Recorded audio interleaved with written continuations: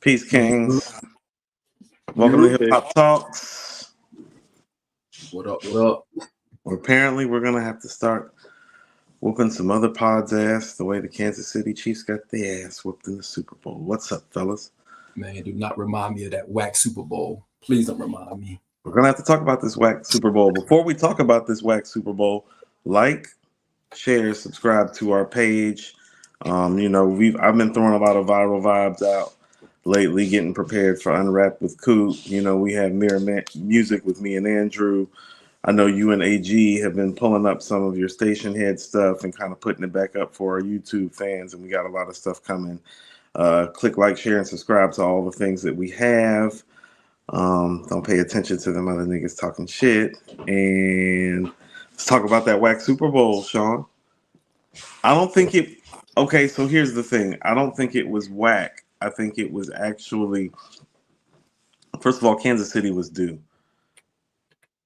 They were due. It was time.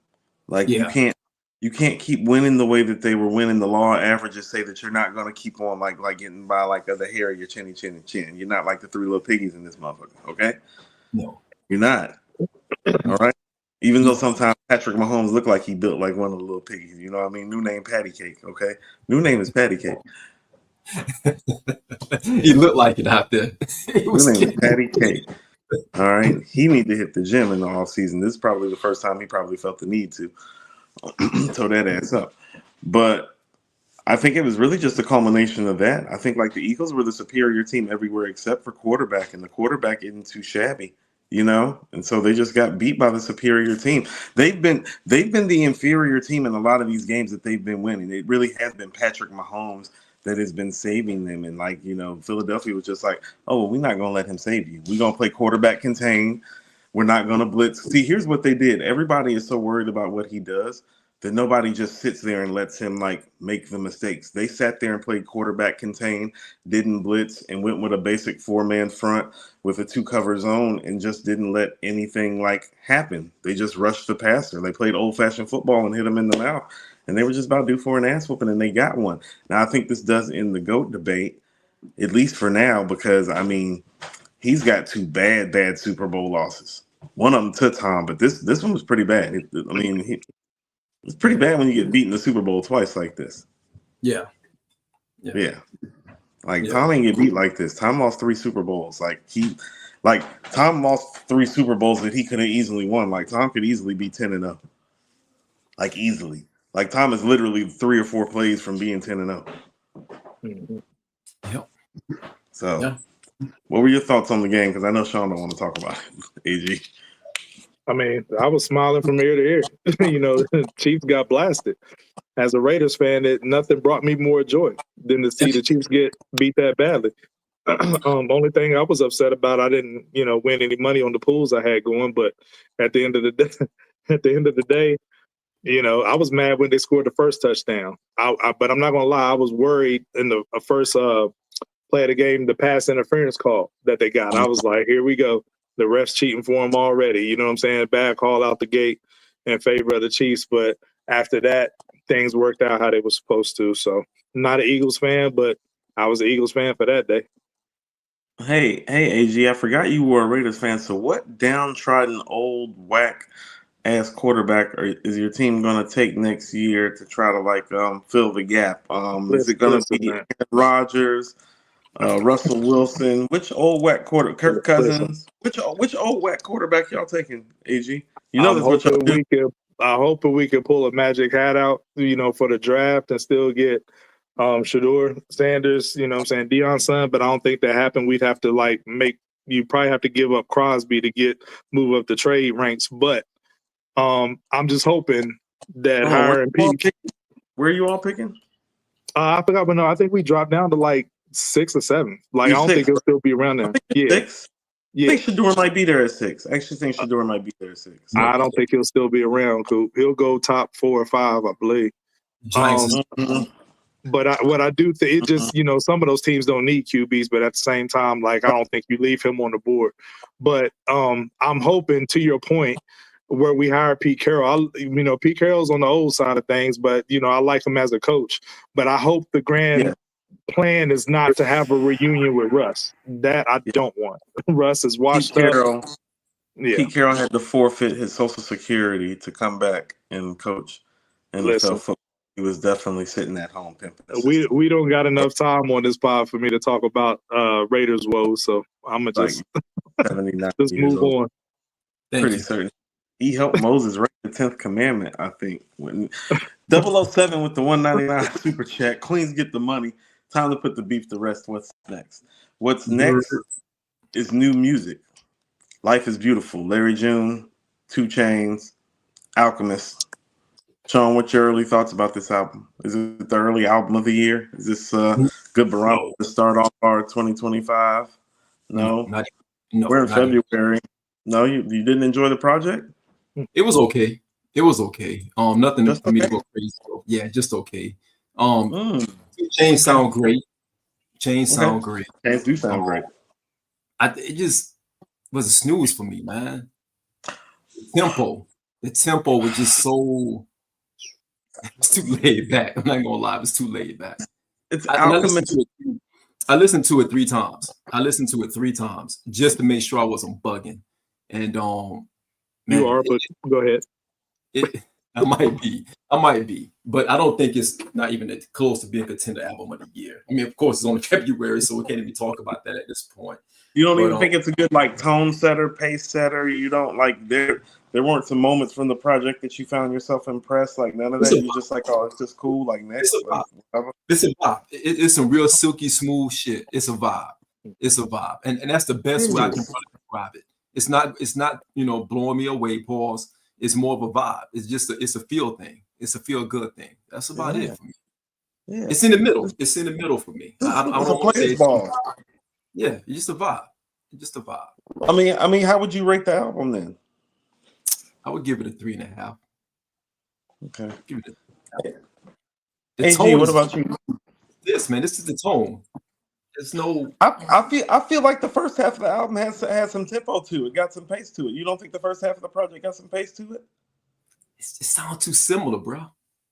The tone just sounds so. Do you think similar. so? Is it the production? Are you saying that Alchemist production is the issue here? Yes. Fascinating. Yes. AG. That's why I love the album. I'm not mad at the 3.5. I think that rating is actually pretty decent, but what Sean said to me doesn't line up with the rating. You know what I mean? Because he was talking about it like it was a 2.5. Really, it's not trash. Definitely talk about it like it was a 2. It's a vibe. It's just a vibe. For the reasons you don't like it, the reasons I like it. I think you said laid back, but I would describe the production as plush sounding. When I put it on, I was like, this is some lavish sounding, production from Alchemist, and extravagant. And I think it was perfect in 2Chainz wheelhouse. You know what I'm saying? For 2Chainz is a star. That's mainly why I wanted to tap into the project to see what Chainz was going to do. But I actually think him and Larry June got like pretty good chemistry on these tracks. What I don't know, I have to go back and listen to it. I was asking myself, did they have more chemistry than Chainz and Wayne when they did the College Grove, 2 joint? And from what I remember, that was a very good project as well. It was very good. But I can't say without listening to it, here recently, which one is better. But I like the chemistry that Chainz and Larry June had. And I love the Alchemist production on here. Like Colossal, it's one of my favorites. Bad Choices, the sample on that's one of my favorites. And the title track, Life is Beautiful. I mean, they all plush sounding records to me. You know what I'm saying? I think this was dope. But I'm not mad at the 3.5 though. I think the 3.5 is, respectable. 3.5 to 3.75. But I say you giving it the same 3.5, AG? 3.5 to 3.75, somewhere in that ballpark. But Sean's rating don't match his critique. How can you tell how my rating matches? It's my rating, it's my critique. If it matches to me, it matches to me. It sounded like you were talking to. It doesn't matter how it feels to you. It doesn't matter how it feels to me. That's why it's mine. Hey yo, that sounded real crazy. Pause. It's my rating, my critique, not AG's rating, but AG critique. Sorry. Go ahead, Coop. Sorry to disappoint. Your critique. Apologies. It's not today, Sean. To me. Me.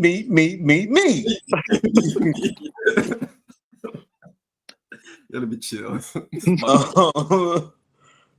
I think the album, okay, so I like the dichotomy of how the album was built, maybe more than some of the executions of the records, if that makes sense. Like, I like the fact that if you listen to the project, that, well, on the first half of the album, it's like 2Chainz is Mike and Larry June is Scotty picking up off of Chainz's vibe.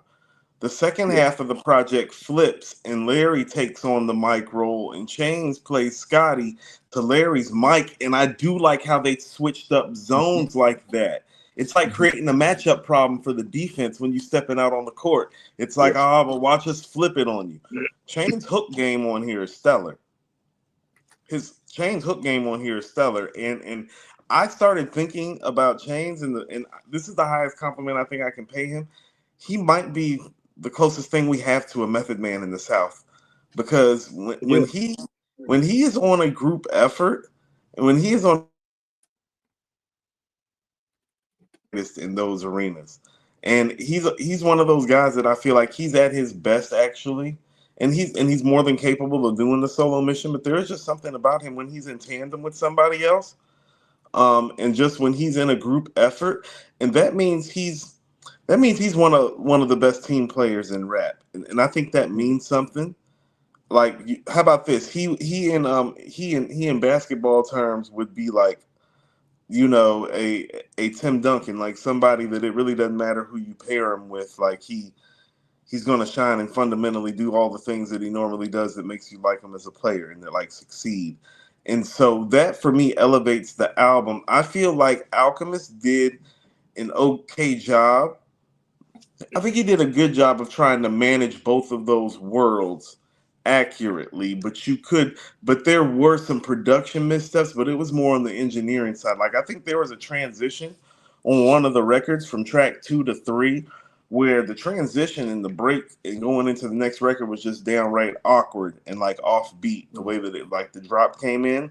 So I think the Alchemist had more missteps than usual for a project of his caliber, but I'm with AG actually. Like, I'm gonna give it a 3.75 because I thought about giving it a 4, but I do think there are some production missteps, and even though the chemistry is good, I do think there is still some building blocks.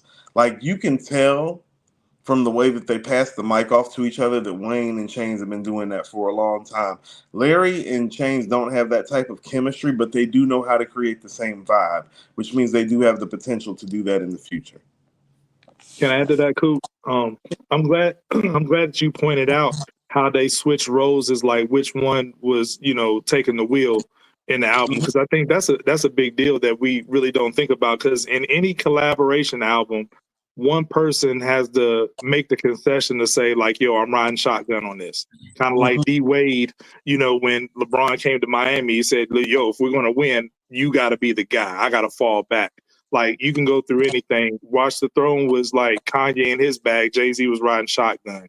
Distant Relatives, Nas was riding shotgun to Damian Marley. Like, the joint with Future, What a Time to Be Alive, he was in the driver's seat. Drake was riding shotgun. So one person always has to make that concession. But on this one, I did notice that too, Coop, but that was dope that you pointed that out, that they kind of, switch roles a little bit on the track list.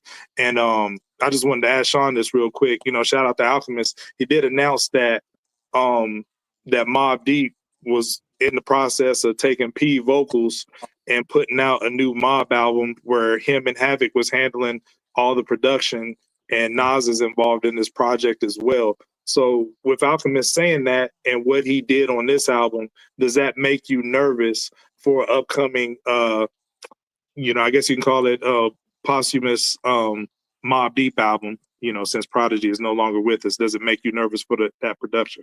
Not at all, because Havoc would be there. Anytime Havoc and Alchemist get in the studio together, they bounce things off of one another, and they correct each other. And it's a Mobb album. We don't have any data to prove that Alchemist has dropped the ball with a Mobb album. He's always delivered. and he's going to tap into a different zone when he get into a Mob album. This is a different tone. You're talking about 2Chainz and Larry June, two MCs that really draw their words out, right? They just laid back MCs. Now you're talking about someone like P, God bless his soul, attack the mic, 2Chainz attacking the mic, and now you got Nas involved. You're going to get some gritty stuff. You're going to get some old gritty stuff, and also Alchemist did really well with Black and White. You know what I'm saying? Because think of the tone. It's all about who the artist is. Alchemists know how to switch it up. True. Yeah, that's all. I'm not saying this is bad. I'm just saying it just tone, man. It's very laid back, which I'm cool with. Okay. Speaking of what laid back and cool, Rock Marcy's got a new single produced by DJ Premier, Armani Section. AG, quick thoughts on Armani Section? I like the track. On its own merit, I like the sample that Primo scratches in that Primo uses for the scratches. The beat itself is, Primo's normal wheelhouse. Is nothing major, but I can rock with it. It's a vibe. I'm not the biggest, Rock Marcy fan, but at the same time, I like this track. But if we're doing comparative analysis and saying, okay, is this enough to be a track that lives on the Nas album, then no. But, if I'm judging this in a vacuum on its own merit, I like this track. Sean, what about you? I like it as well. I like it. I think this is a good startup. If Primo is starting to get into that ramp up phase as a producer, if you're ramping up for a Nas project or anything like that, I think this is continuing to sharpen that sword, if you will, to get ready. It's unfortunate because I think right now fans are going to over criticize anything that Primo does at this point, which is crazy because, again, you got that Nas base that is overcritical when it comes to beats and when it comes to Nas himself. So I heard a lot of things about this song, about Primo's production more than anything else. I think this is just a ramp up, and I enjoyed it. And let's be for real. We come from the era where the top tier producers got A folders, B folders, and C folders. You know what I mean?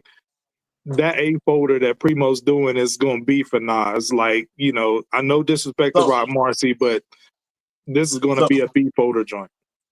So I don't think it's a B folder joint, but I do feel like, and this is my thought when I heard the record, I said, this beat is good. This beat is better than most of what I've been hearing from him lately. But Nas probably said no to this beat. And that's exactly how I felt about it. So I wouldn't necessarily call it a B folder beat, but it is probably something I feel like about the the Nas Preem project is gonna get priority. It just is. That's not even any sort of not knock the rock, you know what I'm saying? So it's like it shouldn't even be taken that way. But it's like it did come off to me like it's like, oh no, this is a dope joint, this is a dope beat. It's probably something that Nas passed on because we need something a little bit more. But it is good, and Rock is always in pocket. Rock is really steady at delivering on the mic. He's one of those. He's got a classic cult following. A lot of this independent East Coast, gangster rap ethos, post Mob Deep. Rock is actually like the independent author of it. You know what I'm saying, and godfather of it in a lot of ways. And so he's in an important place and space in the game where even he can call on a Preem and get a beat like this because I do feel like this is one of the better DJ Premier produced tracks. Like I like this beat more than the Define My Name track. You know what I'm saying? Production wise, I do. And so I do feel like there are some advantages to it. It does make me excited about what he's doing production wise for the upcoming Nas project now officially, whenever that may be in 2028. So on to on to the last one. Drake and Party Next Door is supposed to be releasing an album at midnight. AG, what are your expectations for this album? And does Drake need a major victory? Like, does Drake need a victory lap? Or does Drake need, what does Drake need right now? I don't necessarily have expectations, but I think this is the most fascinating part about it. Drake Dig is dismantled by Kendrick. Let's make no mistake about that. Mm-hmm. Drake the rapper might be done for now. You know what I mean? Quote unquote. But one thing about being versatile, he can be knocked down by Kendrick and fall onto another bag. And his R&B bag is pretty good. and you got Party Next Door standing next to you. Yeah, and then you got Party Next Door with you for a collaborative album, which, you know, the cool thing now is the hate on Drake. But if this happened some years ago, it's a lot of anticipation swirling around this album if you don't have, you know, the him losing the battle to go along with that. With that said, what I want to know is, and I'm just asking, I don't know, do you think that the guys who you know, were talking about Drake and like he needs to get out of here and Kendrick killed him and they were deciphering the Kendrick bars and lyrics, that after midnight they're gonna try to get off you know what I'm saying, smashing with their girl, putting on that PND and that Drake, you know, to set a vibe? Because in my opinion, that's like nasty work. If you were saying that, like, you know, Drake need to get up out of here, but you trying to like set a vibe with your girl. This is what people need. This is what people need to understand. Drake has been part of the music cycle for radio, for top 40, for like he's such a part of the cycle that people that even speak about getting rid of Drake aren't speaking realistically. Like, he's made enough records right now that if he never recorded anything again, he'd still be in the cycle for the next 20 to 40 to 50 years, like most other artists that chart the way he charts. Think about it. Like, do you ever think about the fact that it's like, think about songs that came out, guys, when we were literally like in elementary school and in junior high school, from an artist like a Mariah Carey or Whitney Houston, that's still getting played today. His career is more in that vein, and that's the part of his career people don't want to acknowledge. And so there is no getting rid of him. I think this is the appropriate fade and sidestep for him, because this is obviously not rap related. They're doing a very intelligent job about dropping it on Valentine's Day. It is Party Next Door with him. And so, you know, Party Next Door is kind of like the X factor in the OVO space. You know what I'm saying? It's like when Party Next Door dropped, it gathers so much attention just because of the rarity of the drop. So think about, so I even am sparked by the thought. It's like, oh, like Party Next Door been doing a lot of work because just dropped the dope project last year. Ain't never seen a back-to-back year project from Party Next Door. So there is some intrigue that's coming with that from the Party Next Door fan base. You get what I'm saying? They like, oh, back to back like that. Oh, not that. And so that's by design, Coop. Because that is by design. It's strategic. It's smart. This is team. This is how the team works. What I was going to allude to though is, like, prior to this, for people who were a fan of P&D, we always had to wait on the drop. You know what I mean? But now Drake needs somebody to stand next to him at a time like this. And like you said, it's a sidestep and a fade. So it's kind of super convenient that he's putting them out back to back, you know, now. So I get that. But it's just kind of weird. You know, it's a very poetic thing, because So Far Gone dropped in 2009 on Valentine's Day. And 15 years later, well, 16 years later, now he's dropping again on Valentine's Day, and people saying he's done. But it's been a long run. Hey, look here, but here's where this album may be important for him. This might be the point in his career. You know, hey, here's the reality of the matter. Mike got his fadeaway because he couldn't go to the hole like he used to, but he still needed to be to score the ball at the same rate. So, like, Drake needs to develop some sort of fadeaway game right now. It's really what's going on. And whether he develops the fadeaway game or not is really going to determine how the rest of this really turns out for him in terms of his stature and how some things get remembered.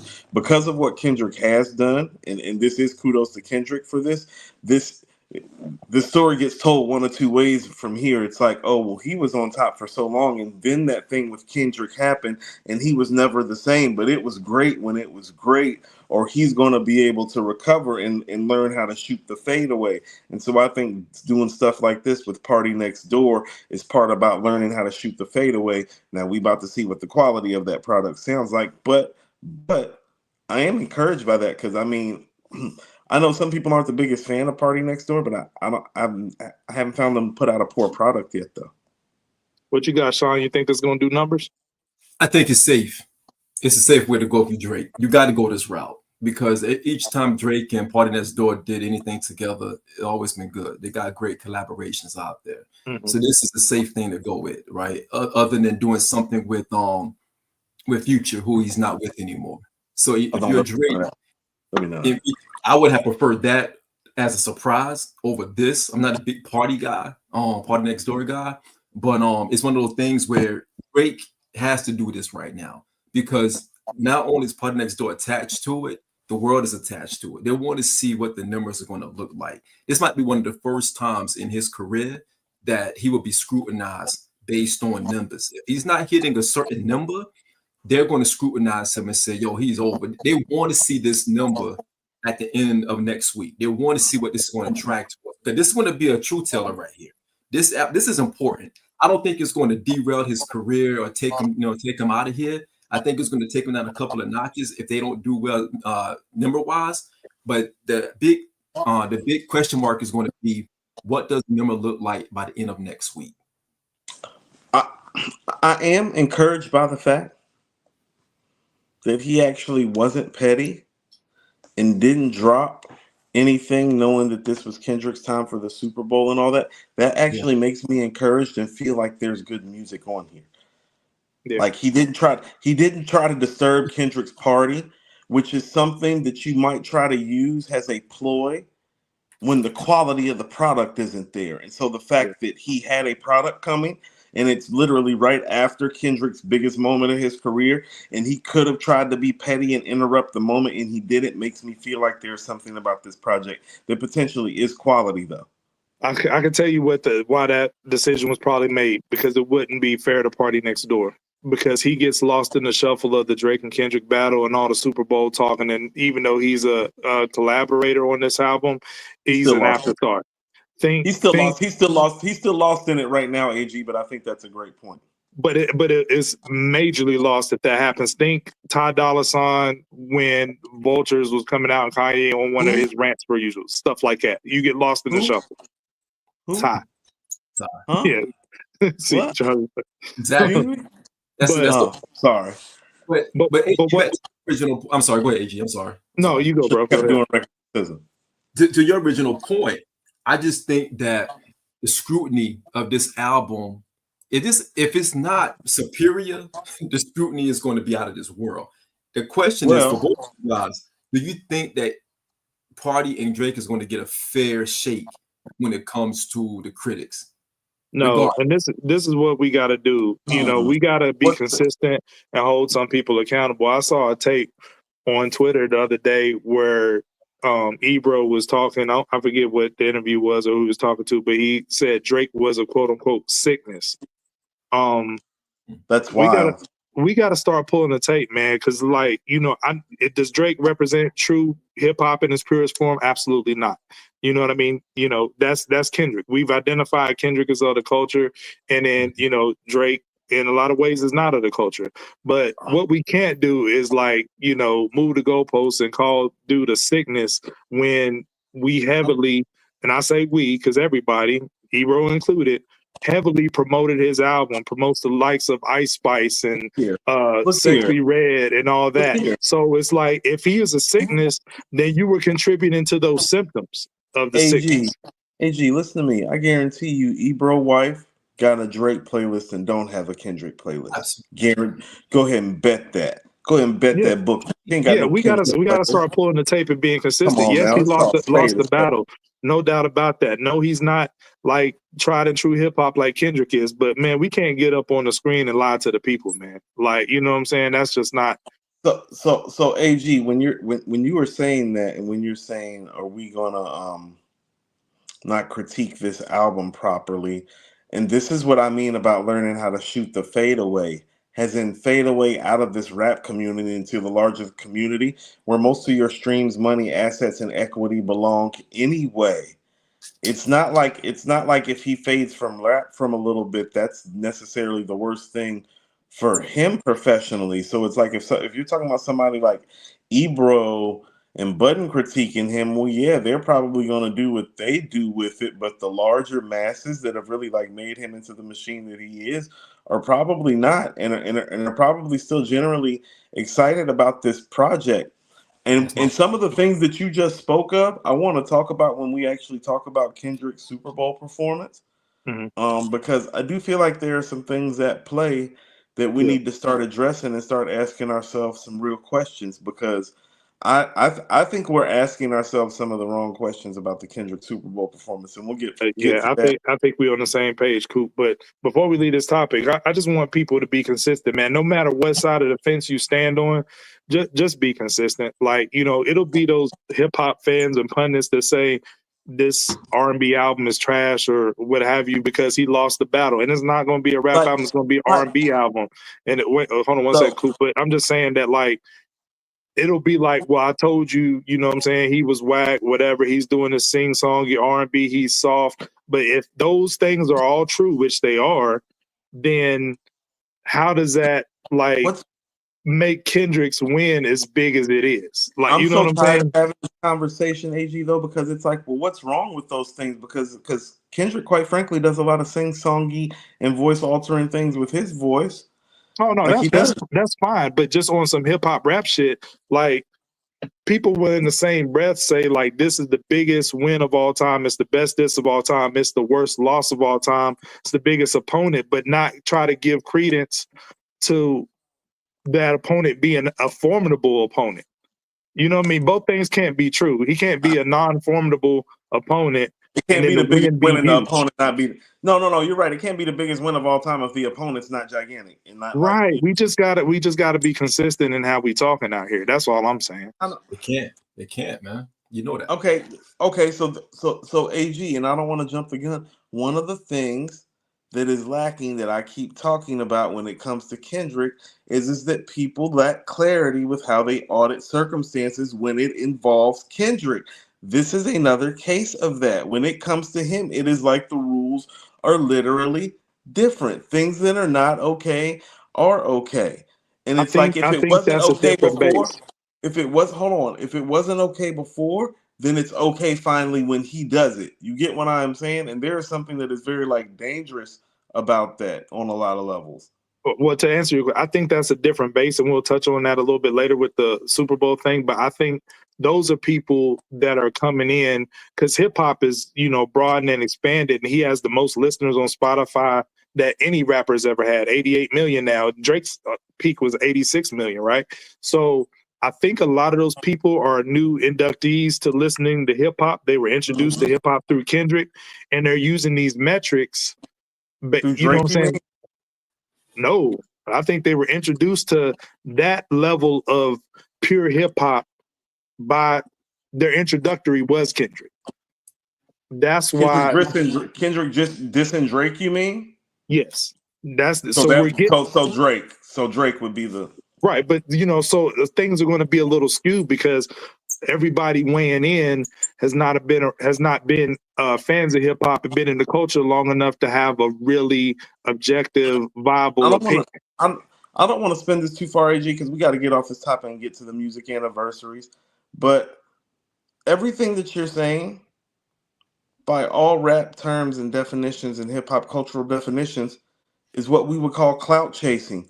But we'll talk about it in a minute. Let's get to the actual music anniversary and get to the type of album that Drake needs to be making on February 13th. That is not going to happen. Look, I'm telling you what he need to do. Right. February 13th, 2015, Drake released, if you're reading this, it's almost too late. It's almost too late now. Sean, thoughts on the album?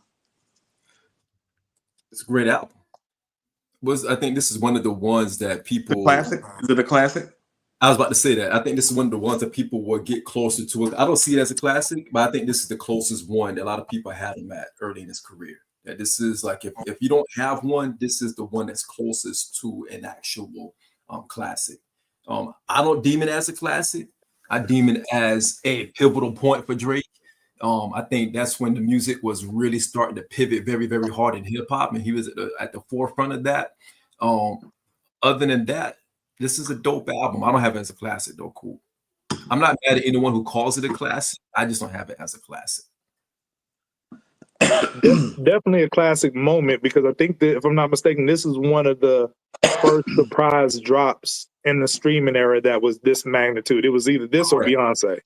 It was this one. Remember, this was the pivot. This when things started to this when hip hop was pivoting very heavy. Yeah. So Beyonce might have been after that, but definitely a classic moment because I remember when it dropped, I was at a sneaker event, a sneaker con in Charlotte, and then it dropped, and everybody was just going crazy on their phones at the sneaker event. So it was kind of wild. But as far as classic album, it has the elements of a classic album, but I can't consider it classic in good faith because of the Quentin Miller ghostwriting stuff surrounding the album. So that's the only thing that keeps me from calling it a classic. Can't do that in good faith with that scandal. Yep. I think the scandal's the only thing that hurts its classic status. Everything else about it is classic. It has the classic moment. It has the classic drop for its era.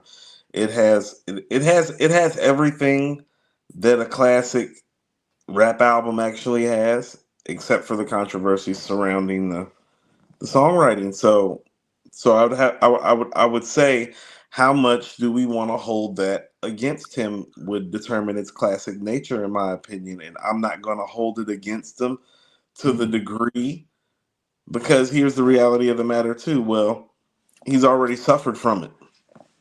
Like, it's already hurt him some. And quite frankly, this is his last great album. And so his critics can always say, and this is why he needs an album like this post this album. Because all his real critics really say that know his catalog is like, yeah, but he hasn't made anything really great, has in mind-blowing, has in breathtaking since those allegations in a lot of people's estimation, in terms of a full-length project, or what you would deem some sort of full-length project, mixtape, album, or whatever. And this album does kind of have that duality to it because of those allegations. Yes. Yeah. Go ahead, Sean. My fault. No, but this album also launched the Drake feature run as well, because his feature run on the heels of this album was getting ridiculous. He was going crazy on everything because there was a demand for him at that time. When he had a demand for him, as an artist, as a feature, and as a collaborator after this album, that's when you started seeing Drake go into a whole different sphere of hip hop. And it also made him a little bit more of a transcendent hip hop player in the game as well after this album. That's why the controversy was around the Rico, the Meek joint. That was around that same time. But go ahead. That's super chats. No, we just got a couple super chats. Yeah, we got some super chats. Okay, go ahead. Say what again, mother, with the $9.99. What's going on, fellas? Love the content. I've been listening to a lot of Jay-Z lately. Is it time to have the talk of All You Want over Reasonable Doubt? If you take off Girls Like and Sunshine, that's a perfect album. You have to take off City Is Mine too, but we can definitely have the conversation. Everybody knows how I feel about 97 Hov. You cannot have girl. I know what girls. That's fan fiction stuff. Fan fiction get dangerous because we can make a lot of classic albums with fan fiction. A lot. No. But he's not talking about adding stuff. He's talking about taking stuff off. Taking stuff. That's just as important. Yeah, but no. But all I'm saying is, I've always felt that way. If you take 3 records off Volume 1, it is as good as Reasonable Doubt to me. But that is saying a lot, that you still have to take 3 records off for it to be as good. It becomes an EP. But put it this way: if we narrow a lot of track lists down to 10 songs, we got a lot of Illmatics running around. No. Hold on. That's an 11-track album. It's 11 rap songs too. It ain't like an intro or interlude or none of that. It's 11 rap songs if he takes those 3 records. And it's 11 great rap songs, guys. So it's a lot of our great rap albums only have 11 great rap songs. Greatest Adventure, Slick Rick, Criminal Minded, Illmatic. You know what I mean? It's like I could do that to the Pillage then. Let me take off 3 songs off the Pillage. Okay, how about this? I got a better idea. How about you? How about you just take the Pillage? How about you just take the Pillage? How about that? I got one better. How about instead of 5 mics, just no mics? How about instead of that, we get those beats to inspect the deck? How about we do that? Let's do that. How about we do? Cool. I seen you when we did our Supreme show. You put in there that the Pillage, that Takao was better than the Pillage. I saw that, which is not true. Did you see that? He's grimy, man. Coop is grimy. I want to let you know how petty I am. I was at work and I'm not allowed to be on the phone at work, but I made time to jump in the chat and be petty. I'm going to tell you what was crazy. I'm going to tell you how well I know you guys. I didn't even know that y'all were talking about the Pillage because I couldn't have my headphones in. But I had a feeling y'all were going to talk about the Pillage while I wasn't there. And so I had to put the comment in because I know you all too. I was like, they're probably talking about. I said they're probably talking about that Capadonna album. They have no business talking about. I was like, let me go ahead and let people know. That is mad. Let me go know people I think. And has fate would turn out. Guess what you guys were talking about when I'm putting this stuff in the chat. That was a wild shot in the dark, but you know me and Sean, so there you go. Terrible. Andrew's like, they're really talking about the pillage right now. I was like, that's terrible. I was like, why are they doing that?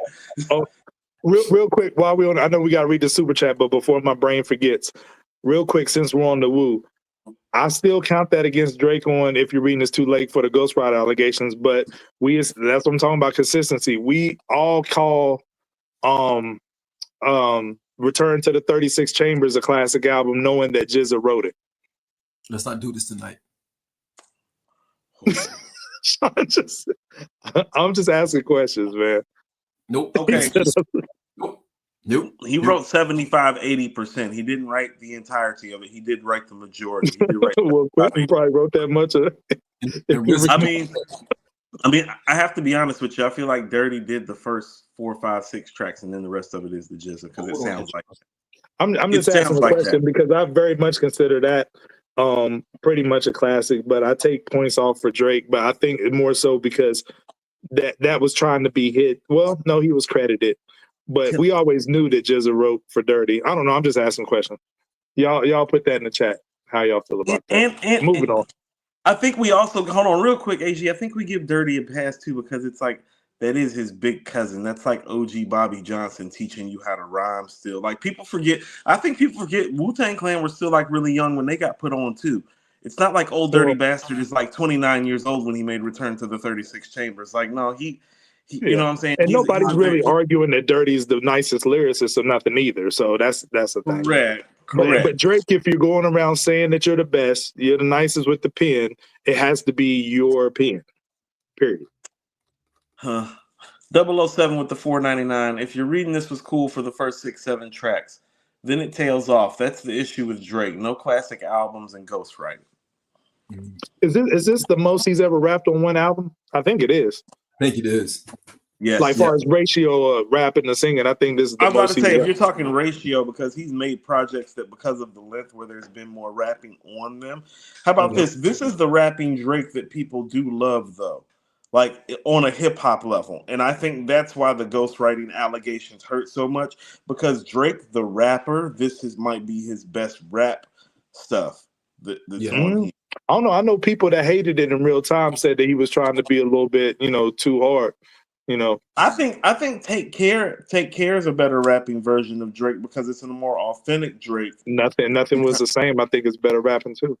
Yeah. Right, but I'm just talking what some people say. Raisonhead $4.99. Do we take away from America's most classic status because Del the Funky wrote for Cube? You read my mind, AG, and Del the Funky is Ice Cube's cousin, just like the GZA is Dirty's cousin. A lot of people don't know that Del is Cube's cousin. And when we're saying writing, it kind of like, if I'm not mistaken, the Del and Ice Cube thing was kind of like writing together, not like Del writing for Cube, if memory serves. But okay. We got to slide to the next classic rap album. The Score by the Fugees came out 2/13, 1996, guys. What are your reflections of the score, AG? How is it going to be remembered?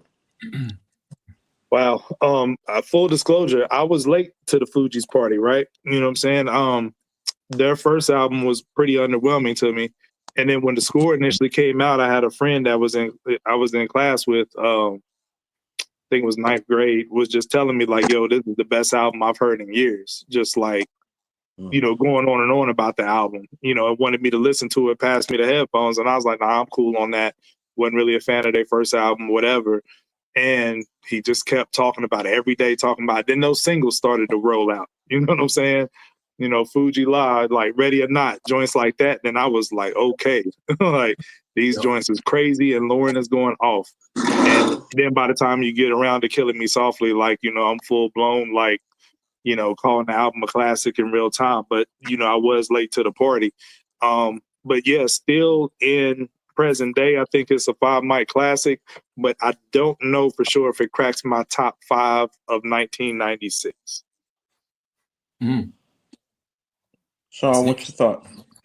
I damn near agree with him. In real time, I was surprised because when I was going back and looking at the stories, we're getting the lineup and everything for tonight, I forgot this album actually came out in the first quarter of 96 because the carryover for this album was crazy throughout 96 because it was carried heavily by Lauren's performance. And when I went back and listened to that album again today, there's a few skips on the score, guys. You can have a classic with a few skips. The highs are so high that you forget that it has skips on the back end of it. Pause. And because Lauren went crazy on Killing Me Softly. We love that song. That song was going crazy that song was going into the summer of 96. And this album came out in February. And I honestly forgot about that. Ready or Not was a mega hit. It was going crazy throughout 96. But I think it covered up Praz. Shout out to Praz. But it covered up how bad Praz was on this project. Ready or Not, Refugees taking over the Buffalo. Like, you talk about me. You talk about me, man. I'm keeping it funky, right? I mean, hold on. First of all, you're both terrible. Cool. This joint got some skips on it, and it is mainly because of Praz. Hold on. Sean, first of all, I'm going to have to echo a lot of your sentiments. I'm going to say something that I've been saying for a long time, and it used to get me crucified in 1996 when I say it. Do I think this album is great? Yes. Do I think this album is a classic? Yes. Do I think that this album is overrated? Yes, I do. This album has always been overrated, and I'm going to tell you exactly why this album is overrated. The greatness of Lauryn Hill is shown in multiples on so many ways on this album, and it is so breathtaking to witness, and we have never seen anything like it in hip-hop terms happen, that overshadows the mishaps and the missteps of this album. Sean, you were absolutely right. Every critique, Sean, that you just gave about what's wrong with this album is spot on. The second half of this album is not anywhere as good as the first part of it. The first 8 or 9 records are all stellar. The rest of the album is not. Praz is the obvious weak link on here, and I hate to be the one to break it to people. Wyclef ain't too much better on here. The fact that the biggest record on here is a Roberta Flack cover, and it's not a rap record that rose them to stardom. The saving grace of this album on hip-hop terms, guys, every verse that Lauryn Hill spits on this album would be a bar seminar. Thanks. It is the best mic performance we have ever heard by a woman on the microphone since we've heard it, and nobody's equal or duplicated it since, including her. You want to know what my biggest fear was, too? Why I was late to the party? You want to know what my biggest fear was? I thought there was going to be another Diggable Planets. I ain't going to lie. They were headed towards Diggable Planetsville. They was on Venus and Mars. Diggable Planets. Yeah, like that's why I wasn't tapped in. Like, I was late to the party because I was like, man, this is just another Diggable Planets. But no, you weren't. I was wrong. A lot of people were late. You weren't wrong, but here's the thing about it. That's what I'm saying. Lauren's greatness in some hit records, Fuji La, Ready or Not, Killing Me Softly. Oh no, it took it there, and it's a big selling album. It made stars out of all of them, but this is really just about Lauren's iconic nature at the end of the day. The legend that is Lauryn Hill, that as we know it, not just in Black culture, because people need to understand this is like, oh no, she's an icon in culture to people.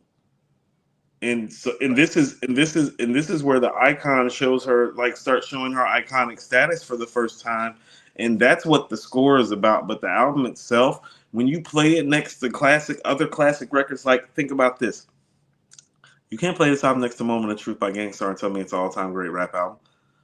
"Moment of Truth" hurts this album a lot I think the versatility is what does it on this album. It's versatile, and I'm going to give it its versatility, but I also tell you, like, the Carnival by Wyclef is more versatile and maybe better produced. It is. You hold the Carnival pretty high. Sean does too. I like the Carnival, but not like that. I think the Carnival is a borderline classic. It's a 4.5. It's pretty it's pretty brilliant. It's pretty ahead of its time too. It is. The Carnival Wyclef came through. Carnival's pretty special. Yeah, yes. Carnival's pretty special. He orchestrated the Carnival really, really well. Yeah, Really, like I'm not saying the beats are better than the beats on the score. I'm saying the production job overall might be better though. That's In right. terms of putting the project together. Because I think the score taught him how. I think Wyclef put the score together as an executive producer more than the rest of them, and I think he learned a lot from that process, and that's why the Carnival is better produced than the score. Yeah, the score gave them like it really catapulted them, and even at some point. How about this? Sometimes the source did get it right when they gave this album 4 mics. I agreed with him. I was like, yeah, 4 mics. Yeah. It caught people off guard. It caught people off guard. But the 4 mics that it got, oh no, it deserved those 4 mics. Now, can some 4 mics grow into 5 mics? And this is what I mean about it being a classic and a hip hop classic. Well, Liquid Swords got 4 mics too. You think it's better than Liquid Swords? Hell no. It don't hit in hip hop terms like that in terms of its classic nature. That's what I'm talking about. Agreed. Where do y'all have it in 96? Top 10 or not? Definitely not top 5, but y'all got a top 10 or no? 96 so freaking, man, 96 so heavy, bro. No, I have it top 10. It got to be top 10. I mean, so we got it was written Reasonable Doubt, All Eyez on Me, Hell on Earth, AT Aliens, Muddy Waters, Iron Man, Illaduff, Half-Life, Iron Man, the score being there. Yeah. There. You didn't say Machiavelli. I got Machiavelli pretty high. Machiavelli. Yeah. How about this? I think it's better than is it? Yeah, it's better than Stakes is High by Daylight. If you told me that it was better than AT Aliens, I would. You think it's better than AT Aliens? I don't either. Right? See, that's the problem with it. In rap terms, it's hard to get somebody that's acquainted with the Hell on Earth, or Muddy Waters, or AT Aliens to tell you that the score is better. It's like, nah, I don't think that. I will put the score at the end of the top 10 before I put in like hardcore or Il Na Na. Like, you know what I'm saying? I think they would get the buy-in. It's better. It's better than hardcore and Il Na Na, though. Because the highs are much higher than hardcore. And Lauren's better on the mic than both of them, and that's saying a lot. Way better. I mean, Lauren. Okay, so how about this? It's a top 10 album, and she's a top 10 MC, maybe top 5 that year. Lauren, the only people that year that I know are better than her as MCs are Prodigy, Nas, and Jay. That I heard. And I'm not even certain if you could convince me at the time that Jay was necessarily better than her right at that point in time. I think Redman will have a fighting chance. Redman will be there. I got to give it a Ghost too. Ghost. And Ray was still Ray. Ghost is not better than Lauren in '96. I don't believe Ray was still Ray. Ray, I'll give you Ray. I'm not giving you Ghost in '96 over Lauren though. She was like that. No. Yo, how many mics? Nah, I can't make the top 10. Scarface, Untouchable. That was 96. Was that 96 or 97? I think Untouchable's 97, AG. Okay. Scarface don't have a 96 rap album. There you go. Okay. Yeah. All right. Staying in 96, right? We're actually staying on the same day, which is actually about to make me ask you guys a question before we jump into it. On the same day in 1996, Tupac Shakur dropped his magnum opus that is All Eyez on Me. Guys, it's February 13th, 1996. The biggest classic rap day in rap history, because what rap day has 2 classic albums of this stature? Because Tribe and Wu on the same day. Tribe and who? Wu-Tang on the same day. Okay, so here's what I would tell you, AG, is that even though it's not better, this Fugees album in the lexicon of how people have carried it is held higher than Midnight Marauders is. And All Eyez on Me is definitely held higher than Enter the Wu-Tang and Mass Lexicon. So that's what I mean. It's just like, so? I don't know if yes, All Eyez on Me is Tupac's biggest and brightest moment in selling album. You don't think that's bigger than Enter the Wu-Tang? It's definitely not even a conversation sales-wise. Sales-wise, it's not even a conversation. Like sales-wise, it's a joke. Bigger, yes, but when you're talking classic talk, I think a lot of people, if they form their top 10 hip-hop albums of all time, I think 36 would make more lists than All Eyez on Me would. It would, but more people are acquainted with All Eyez on Me, and this is one of the things that I've always said. All Eyez on Me. It's like, oh no, I'll put Book One up against almost anything that's ever made. That album's top 10 to me, and so I do think that the first half I do think book 1 of All Eyes on Me is as good as Into the Wu-Tang. Book 2 has a couple skips, but book 1's only blemish is What's Your Phone Number? See, I still see. Here's the thing. What's Your Phone Number fits the purpose of who he is, though, and part of the legend of him that is a sex symbol, because all the girls in school love that record because, well, he was sexy to them. And so, like the guy that was heartfelt and thoughtful that I may have liked, the thug and the gangster other people may have liked, the girls didn't give a shit about that. They like the dude from I Get Around and What's Your Phone Number? You know what I'm saying? And Temptations. Yeah, the song's still trash, though. You don't think so? It's a Morris Day remake. You don't like the Morris Day remake? No. And I'm a Morris Day fan. I'll mess with Morris Day, but no, that's not good. Nah, I thought it was dope. I thought it was dope. They put it like this: the Morris Day, yes, I love that Morris Day song, but as a hip hop song to sample that, it came off real unorthodox to me. Okay, so how about this? We let Puff get away with all that shit a year later, and nobody said a word. Pac was just ahead of the curve on using samples like that. It's how the sample's done, though. It's just not what sample, it's how it's done. I mean, I feel you that, but that's on the producer, not on Pac, if that's the case, because Pac ain't making. Yeah, if the producer throw that at me, I ain't rhyming on that shit. But Pac was also known as a big Prince fan, which means he was probably a Morris Day in the Time fan. So he probably did tell the producer to pull that sample. So, but the producer probably didn't freak the beat right. Now, I will tell you this, AG, that is the weakest beat between the two projects, but they're still. I think that's the weakest song on All Eyes on Me. Period. Yeah, there's a couple records on All Eyes on Me Book 2 that I could argue with you about that. But I understand what you're saying fundamentally. But what I'm saying is that think about what All Eyes on Me and the Score is in terms of record sales, notoriety, impact, cultural lexicon. It's like, as much as I love Midnight Marauders and Into the Wu-Tang, that's on some boom bap rap shit. The Score and All Eyes on Me is on some global rap is taking over type shit. It's musical. It has more music to it. Yeah. More grandiose. Yeah. I mean, grandiose could be, but the music is comparable too. Like the score for those records that are on the first half are comparable to Midnight Marauders. For the records that are on the first half, they are. All Eyes on Me Book 1 is comparable. Like those 13 records that are on Book 1 are comparable to the 11, 12 records that you're getting on Into the Wu-Tang, and they do bigger numbers. So I'm saying it's conversational. Yeah. But what about the actual album? As a matter of fact, guys, where do you guys have All Eyes on Me all time as a rap album? Is this a top 20 rap album all time to you? Yeah. Probably top 25 for me. Where would you put it, AG? It's definitely around. I think 25 is a little low. I think it does crack the top 20, but I have a hard time gauging that because it's not my favorite. I prefer Machiavelli, but I do recognize that All Eyes on Me is better. And then you got another group of fans that'll tell you that Me Against the World is better. Correct. Pac has 3 definitive classics, but mine is Machiavelli, but I will recognize that objectively All Eyes on Me is better. So let me ask you some questions. Do you think that All Eyes on Me is better than It's Dark and Hell is Hot?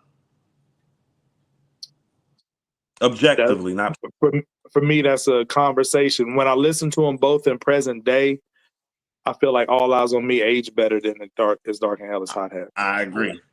Wow. I agree with that too. I think All Eyes on Me is better than It's Dark and Hell is Hot because I do feel like the age of it aged better. I feel like it's 2 years older, but it sounds fresher. To me, it does. What about The Infamous by Mobb Deep? That's hard for me to ask because I prefer Hell on Earth over The Infamous. But yes, All Eyes on Me is better than The Infamous. I mean, that would put it closer to the top 15 for me if you're telling me that it's better than The Infamous, because I think The Infamous is closer to a top 15. And I love The Infamous, but I'm a Hell on Earth guy.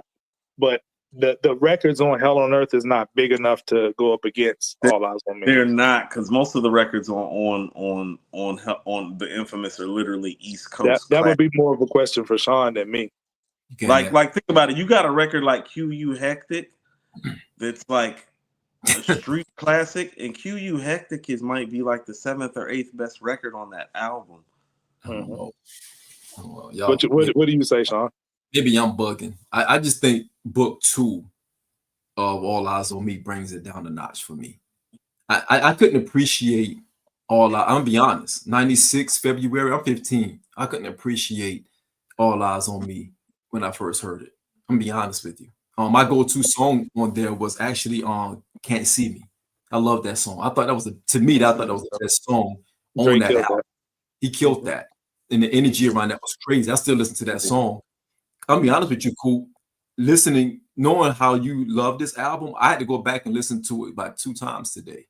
Once on the plane, one in the gym. I'm like, I love book 1 way exponentially more than I love book 2. It's exponential, my love for book 1. Give me book 1 and give me Can't See Me to finish out book 1. Okay, so how about this? I've always said give me Can't See Me and Picture Me Rolling. And you can slide those over on book 1, and I think you have top. How about this? If you put You Can't See Me and Picture You Can't See Me and Picture Me Rolling on book 1, you have an easy top 10 rap album all time. To your point, easy. Like that album is as good as The Chronic or Doggy Style at that point. Yeah, absolutely. But to your point about book 2 is the reason why head to head I put Life After Death over All Eyez On Me. I think Life After Death is the best double album ever made. And head to head against Wu-Tang Forever, which is not fair, group versus a solo, but I think that's a conversation based on preference because of this 2 on Wu-Tang Forever and book 2 on Pox. But just like book 1 is flawless on the Pac, I think the first disc of Wu Forever is flawless. You think the first disc of Wu Forever is flawless? Flawless, bro. And once you get past the intro, which the intro knocks, but I think it's flawless, bro. Okay, a couple of things. First of all, I think the real gems that put Wu-Tang Forever even in the great disc conversation, double disc conversation, is the special moments about disc 2, not disc 1 for me. I think disc 1 has like some flashes, but I think the most memorable moments are on disc 2. But it makes disc 2 more uneven, if that makes sense. The highs are so high. More uneven. Okay, so here's the first thing. Life After Death is better than All Eyez On Me, but also let's contextualize. All Eyez On Me is 27 songs to Biggie's 22 songs. So it's 5 more songs.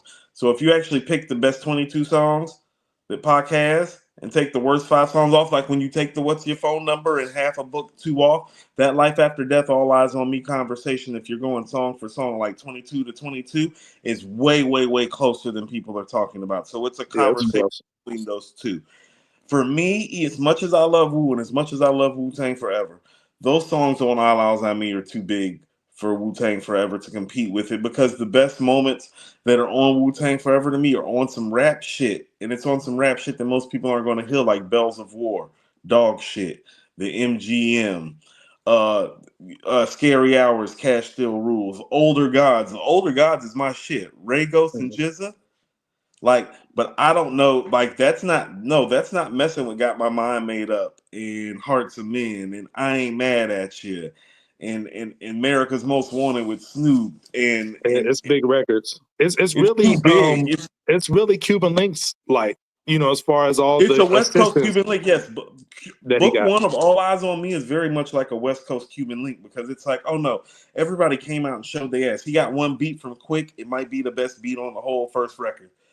He got a couple beats from Daz. The beats from Daz are some of the best beats Daz ever did. Yeah. My favorite joint is No More Pain as far as production. He got Timberland / Devontae's best beat. Timberland's drums. Mm-hmm. Like he got the best out of everybody on that project, and so it's special. I think it's a top 20 rap album. Mm-hmm. All right, we're gonna stop. The page for all 3. I'm putting a poll on the page for all 3. The double albums. Yep, out of those you guys came up with. Yeah, I mean, for me, the double album conversation is about Life After Death and All Eyez On Me, and it's no disrespect to Wu-Tang. I do not put Wu-Tang Forever in the same conversation with those 2 albums. I just don't. Mitch Gordo with the $2 super chat. We give ODB a pass because Brooklyn Zoo exists. and Shimmy Shimmy Y'all and Baby Come On. Dirty gets a lot of passes because like on Shimmy Shimmy Ya, like bro said the same verse verbatim twice in a row. We don't even talk about it. It's not what you do, it's how you do it. It sounds fly. Right. I didn't even notice that until I was an adult. Rapping along to it. I'm gonna tell you how funky it is. I'm gonna tell you exactly how this happened in the studio. RZA was probably like, yo, that shit sounds so good. Just say that again and we're done. Yeah. Just say that again and we're done. Here, okay. you know, it's Old Dirty Bastard. So he's like, of course I'm gonna do that. R&B artists do it all the time. So R&B artists make whole R&B art. Diana Ross made a whole iconic career off of doing it. Okay, singing the same 4 to 6, 8 bar loops her whole fucking life. All right, Raising Head with the 199. Foxy was better than Fugees' Lauryn Hill. Those are lies. So bald headed lies. Okay, I preferred Foxy over Lauren, but she wasn't as good enough. I prefer Foxy. Foxy is my favorite female MC ever. Look here, 96 Foxy, and I love 96 Foxy. 96 Foxy is all-time great. 96 Lauren is the greatest. The end. Yep. And the end. Special. She's special, man. She did Terrence Hill TV 199 first super chat. Appreciate you, player. Jean Grey is in my top 5 female MCs. Agree? No, I don't agree. No. I don't even know if Jean will crack the top 10, but I think that's more about notoriety and material that people can digest. Yes. But she is nice. She's pretty wicked out there with it, though. Can't never sleep on Jean Grey. No, not at all. Any more super chats? We all slide. We all cut up the slide to the next topic. We good. We good. Nothing like going from Drake to Tupac to Lauren. We just got all the bipolar motherfuckers up in here today, and then we get to the king of the bipolars. Kanye, you're on. Another Twitter rant by Kanye, guys. Let's see. Hold on, guys, because this is the only shit that I wrote down all week. Let's give a rundown of what Kanye's Twitter rant consisted of. 1. I literally have it numbered off. 1, he declared himself a Nazi this week. Did you know he declared himself a Nazi on this rant? It's ridiculous, okay? He really needs to stop playing with a certain community that he keeps on playing with. It's already led to the dilapidation of some assets, some resource. Let's go to number 2. He praised Adolf Hitler, which, you know, is okay if you're in Germany in 1935. Maybe not so much America in 2025. 90 years behind, maybe, on the rhetoric. 3, release Diddy. Yes, because let's let some more baby oil using pedophiles run amok on the streets with millions of dollars that can actually run whole trafficking operations, which is probably what that ass is in jail for anyway. And number 4, declared dominion over his wife, who actually apparently today decided to separate from him. So much for that dominion. Fellas, go. They say that's not true. They say they're saying it's not true that she left them? Yeah, they say it's still together. That's what they say. Okay, so the enslavement she looked like she need help. Like she a sex slave or something like that. Yeah. Between the two of them, you're saying it looks like she needs help. No, she needs like rescued, like saved from. I think Blink twice help. Blink twice help. Right, because she be on the red carpet like this. I'm like looking for a blink. Blink. Everybody else looking at something else. I'm watching see if she blink. Yeah. Blink. You know, but this nigga, he has professionally kidnapped this woman. We are pretty certain about this. You named off a lot, Coop, but I named off what happened. Well, it got more sickening than that, and it did. No. I'm the stuff that's not gonna get us flagged. Is what I bought it. Oh yeah. Right. I'd like for the merch. He won't be making his money, AG, but we should make ours. Yeah, I'm just saying the what he did to try to sell merch, that was the nastiest. That's one of the nastiest things I ever see anybody do. That was just really disgusting on all levels. Very surprised. Am I surprised? People are gonna start listening to me a little bit. I'm a little surprised on that one. I'm a little surprised. Bit.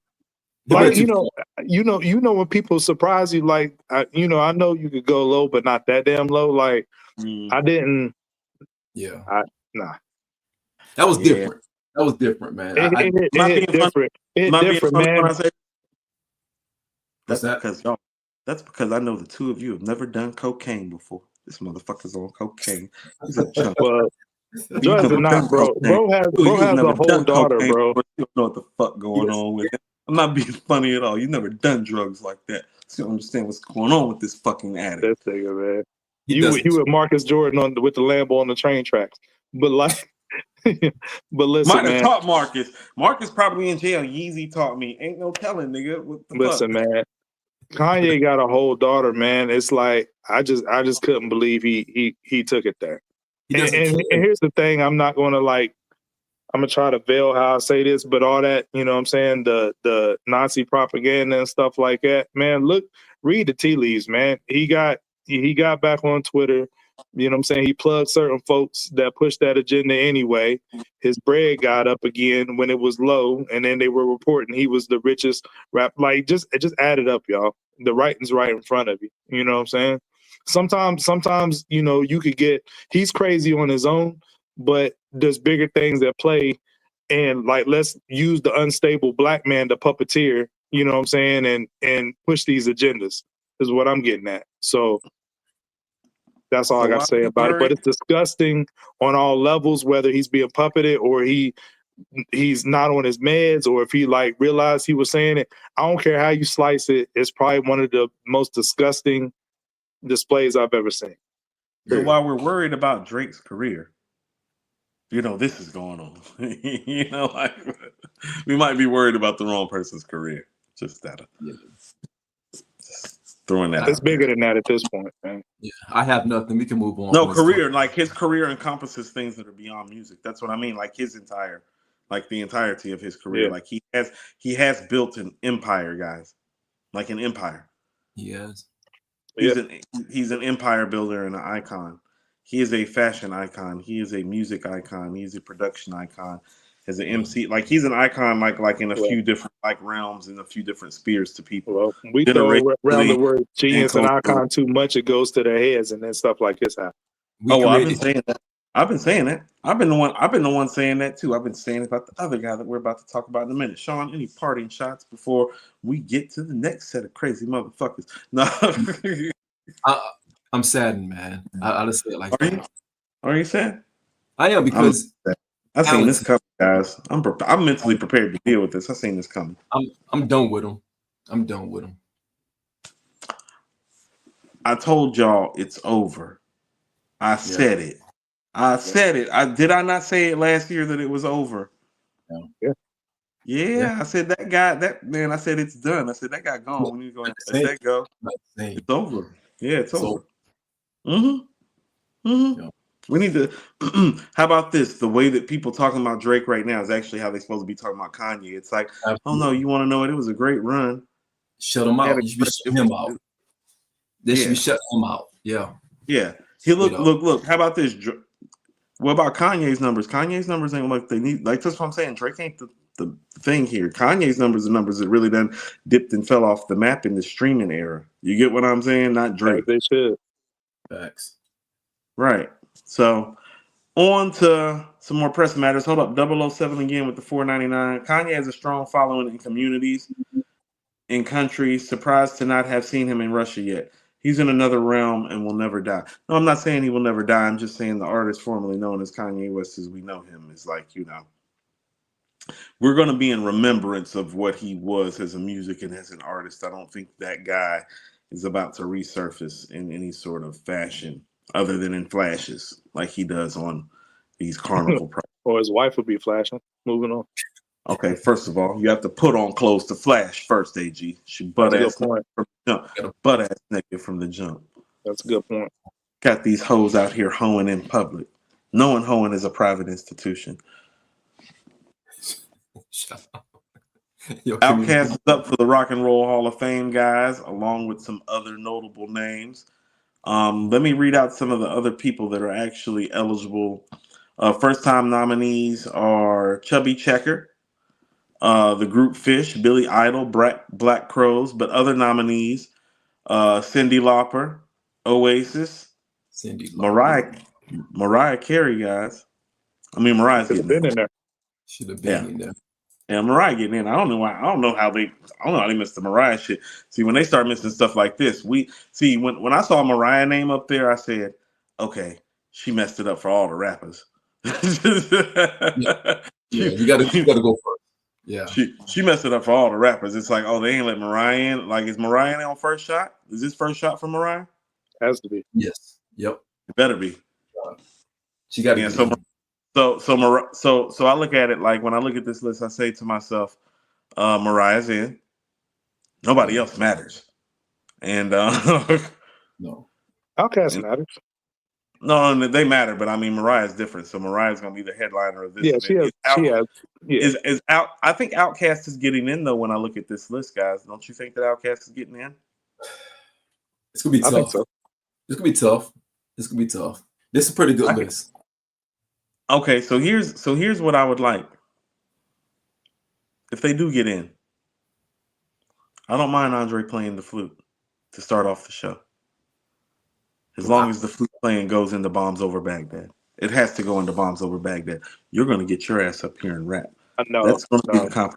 Ain't happening. I don't want no flute stuff because this is no. You got to let him play his flute. You got to let him play his flute. No, AG, he might not show up. No, but that's the point because this is acknowledging Outkast as the group and what they did. Andre did whatever he chose to do after the fact, and he went on to do those things. So that doesn't need to be highlighted here. What this needs to highlight, for them and Big Boy especially, because Big Boy's name gets left out a lot of stuff. It has to be acknowledged what they did as a group, and that needs to be put on the forefront or whatever. Leave the flute at home. So no flute. That goes against the grain. We don't need no flutes. And it's not about him. It's about Outkast. Right. That's the point. I think if the flute comes on stage, then it's to be made about Andre. Yeah. Not to these white people. Better grab that flute. Because he's I'm glad, you know what? I'm glad you said that, Coop, because we're gonna get to that later.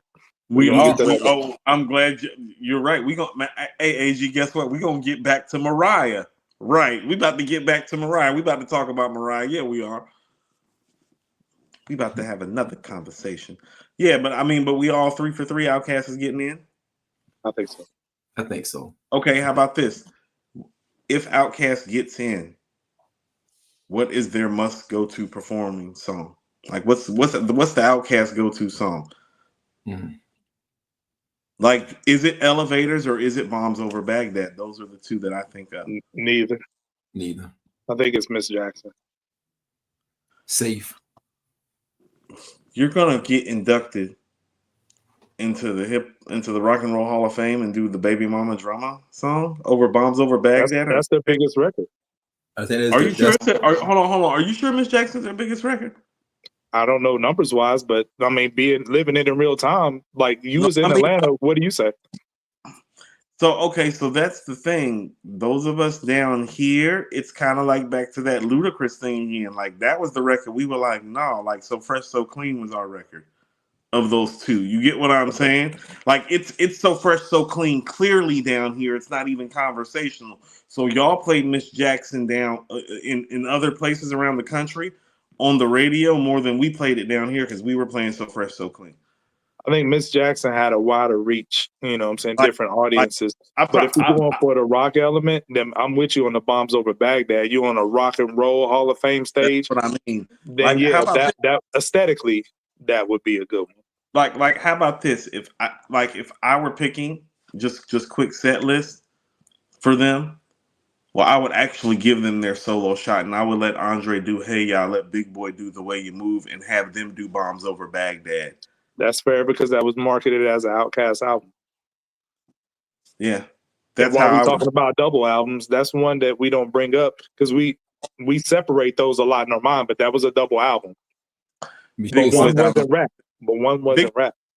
Yeah, but Big Boy's album's not good enough for it, I think, to maybe. How about this? Is it better than The Art of War by Bone? Yes. But that's not. Yeah, but where does it? Art of War was terrible, though. What? No, it wasn't. Come on, dog. Don't do that. It wasn't terrible. Shout out to Ms. LP. Sean's thoughts and opinions are those of his own. Some of us like The Art of War. We listen to, all the Bone Thugs and Army stuff. He's 1999, all that stuff. People want to come up, all that. You're like, yo, nah. That's Sean hating on Cleveland. Shout out to LP. Street ass.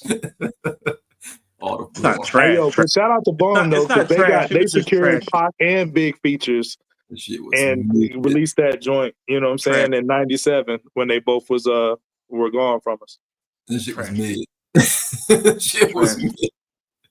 Sean's a hater, man. And now, the moment we've all been waiting for. Kendrick Lamar's Super Bowl halftime show, guys, or as I like to call it, the GNX promo fest. There are so many places to go with this, AG. I know you have a lot of thoughts. I have a lot of thoughts. Are you okay if I start off? Go right ahead, by all means. Now, let's musically discuss the performance, and I'm just going to give my quick synopsis of it. Thought musically it was a solid performance. I did feel like he missed some things. No records from Good Kid, Mad City or To Pimp a Butterfly were played. 0. Those are the records his legend are built on. So I'm not okay. That is since people want to talk about the numbers of the halftime show, that is like Prince and Michael Jackson pulling up and not doing some shit off the wall and Thriller and Purple Rain in 1999. You get what I'm saying? Like, you just don't do that. Just for one. Just for context. And don't tell me that it's okay. Your legend is built on those 2 records. At least a record or 2 from those albums should be big enough or strong enough to run into this. So I didn't like that as far as the organization of the set list when I look back on the actual set list. His voice did hurt him in this performance. His voice is his kryptonite.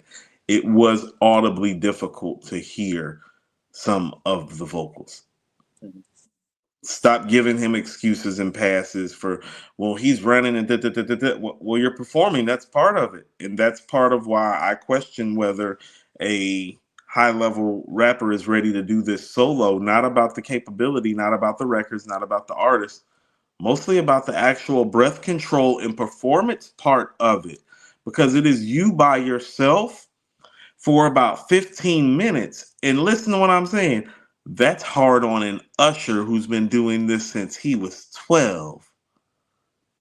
Singing and dancing since he was 12, and it's tough on him. And he is out there sweating and breathing heavy, and that's Usher. So it's not an easy pull. So I'm not criticizing Kendrick when I am making that critique. That is really more about the art form and where we are in the art form, and maybe how we can use this performance to see what vocally works for a rap artist in this solo space moving forward. I immediately thought when I heard him vocally, I would have preferred LL got this opportunity, because LL's records with LL's voice just would have rang like really, really hard. Imagine LL doing Rock the Bells at the Super Bowl, just like vocally. Everybody would know the words to Rock the Bells for the rest of their life because L's voice is strong and built for the stadium like that. When people are talking about this message that he delivered, how can you deliver this Black empowerment message and not deliver all right to us? It just literally makes no sense to me, because you're putting this whole show together about, pretty much it's a Black cultural appropriation statement about what's done to us systemically on a whole lot of levels. And you're not going to use your biggest record that actually expresses that. And in the record that you have in its place now is a diss record. Like, we're talking about all this cultural progress that he did. I mean, you do understand that this whole show is centered around him dissing another man that is considered to be Black, which is another thing that we're going to get into, because a lot of people don't consider him to be Black. And maybe that's where Not Like Us really, really comes from anyway. Is him actually using verbs of colorism and, dare I even say, some anti-Semitism with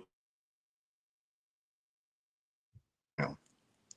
So there are a lot of things to unpack about this that I found to be problematic when I really sat back and thought about it, because once again, people are making it seem like he did it from the culture. And I'm thinking, like, well, if he did it for the culture, why is this show centered around a diss record and not around All Right?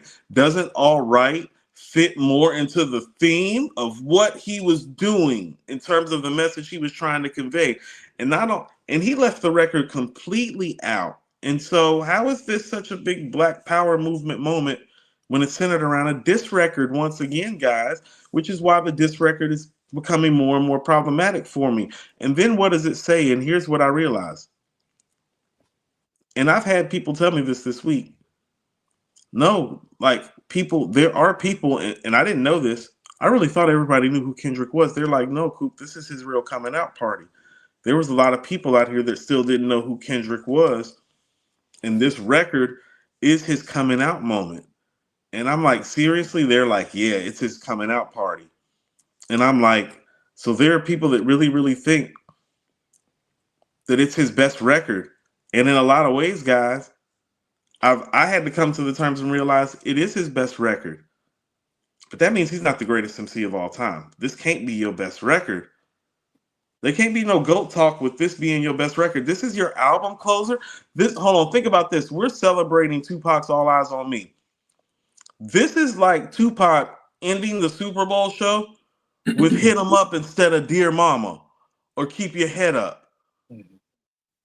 And you're going to try to make it seem like it's a Black Power moment? No, it's not. It's a Kendrick beating Drake moment. And from that point, it does feel kind of industry organized and playing, guys. Like the way the records went, the G and X of the album, and not even getting into Kendrick's background, and even Kendrick's team making this about Drake and about G and X and not making it an encompassing career moment. Think about all the old stuff that Kendrick's done that could be all getting big streaming numbers right now. Imagine if he just did a brief snippet of something off of Section 80, a record off of Good Kid, Mad City, which supposedly, according to Apple Music, is the #1 rap album of all time. Tell me how an album can be on a platform like Apple Music and be considered to be the #1 rap album of all time by the metrics that they measure. And the artist doesn't perform one record of it at the first rap solo Super Bowl performance ever. Tell me that I'm tripping about these gaps, AG. And tell me that there's not some colorism involved now officially. No, I'm actually in alignment with a lot of stuff you said, actually. Yeah, it's a lot to unpack. So where I'm gonna start with is the track list, right? The track list, I'm surprised that the leaked track list, and Joe Budden even had to walk this back because he like shitted on the leaked track list before he performed it. But me and my son and my daughter, we was sitting there watching it and we was going through like, yo, this is lining up. This is lining up perfect. The leaked track list is right. And I was literally shocked, that the track list ended up being spot on. The fact that he played Euphoria was crazy. That was one of my favorite parts. So I'm gonna start with the things I did like. Some of the pros, the choreography. Choreography was dope. You know what I'm saying? The visuals of it all. And one thing I don't think nobody's really pointed out, is you said it, Coop. Like Kendrick had to cover a lot of ground on the Super Bowl. That takes breath control, rapping and stuff. And Kendrick's one's not afraid to take hip hop back to what it was when we came up. Remember the mid '80s where it was like, you had Kane and you had Heavy D and the boys were dancing. Was actually kind of cool. Everybody was dancing in their videos. They had backup dancers. They had routines, kid and play or whatever. Then it was a certain point that crossed where hip hop had to be so hardcore to be viable, right? But I like the fact that Kendrick's not afraid to get out there with his choreography and his dancers, and then do dance steps with it. Like I was talking to one of my homies, he said it made him think of like Janet Jackson Rhythm Nation, like it's militant looking choreography to go along with it. And I actually thought that was dope on the Super Bowl stage, The beginning with the G and X car with all the dancers coming out of it, like, I'm saying, like 20 or 30 of them was coming out of the car. I thought that was a dope visual, and that's probably something that they're going to take on the stadium tour, if I had to guess. You know what I mean? No, they should, AG, but that's what I mean is it's like, oh no, this is the G and X show. Right. This is about G and X. This is about G and X. Isn't about but that's the thing. He is the first solo rap artist to get. I'm gonna get to that. I'm gonna get to it. Like look at what Usher just did. That's Usher. Yeah. Usher ran through his whole catalog, dog. Yeah. I'm gonna get to that. A lot of you said was right, but I think I'm gonna take it a little bit deeper. Pause. And, you know, one of the highlights of things I like when he did Do Not Like Us, the thing that's being memed the most when he looked at the camera to say Drake, because I thought it was going to cut off at that part, right? But when you looked at it in the camera, when he said, that was funny as hell. Like that was hilarious. So that pretty much sums up the things I like. Now, as far as the cons of the performance, right? If we're thinking Super Bowl has usually been reserved for legacy acts until recently in the last handful of years or so. So you're talking about big stadium records that everybody from different walks of life really know and can sing along to.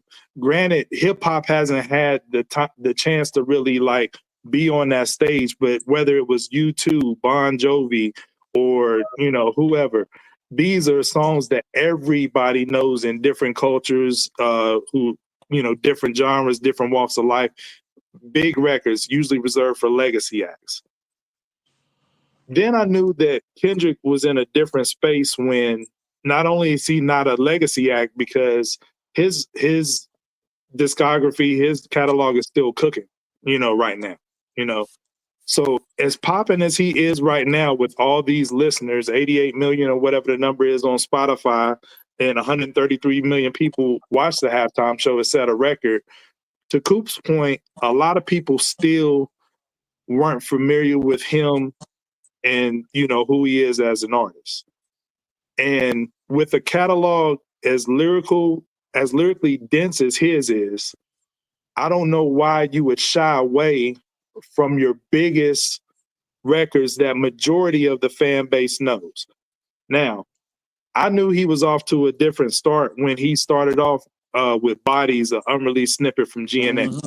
In no setting have I ever seen that work. I've been to a million concerts where artists say, yo, I'm gonna try something new that's coming out soon. The audience don't care. I don't care how far it is.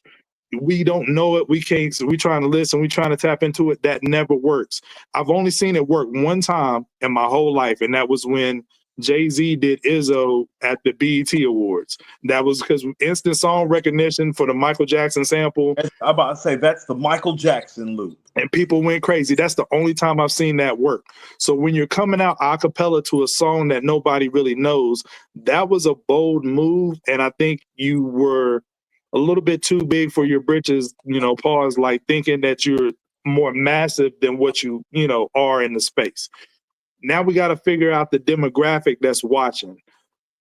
You know, although it's mostly black players on the field, football is still mostly watched by middle-aged white Americans, right?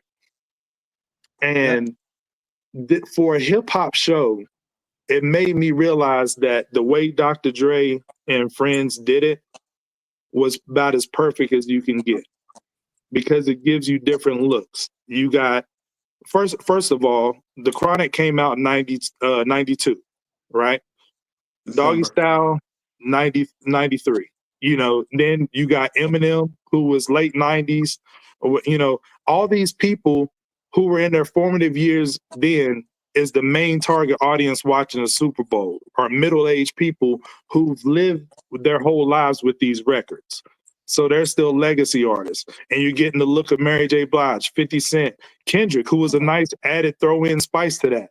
You know what I mean? But it was a perfect blend with the medley of superstars. But if you get one artist to occupy that stage, their catalog has to be so massive and genre breaking. If you don't have nobody to come in and give you a break, which he lacked the surprises, you know, the surprise guest. You just had SZA up there. If Samuel L. Jackson is your big surprise, I'm sorry, you could have kept that. You know, if Mustard is your big surprise, you could have kept that. If Serena Kripwalken is your big surprise, I'm sorry, you could have kept that. And speaking of, no, you can keep Serena, but you just need some. No, how about this?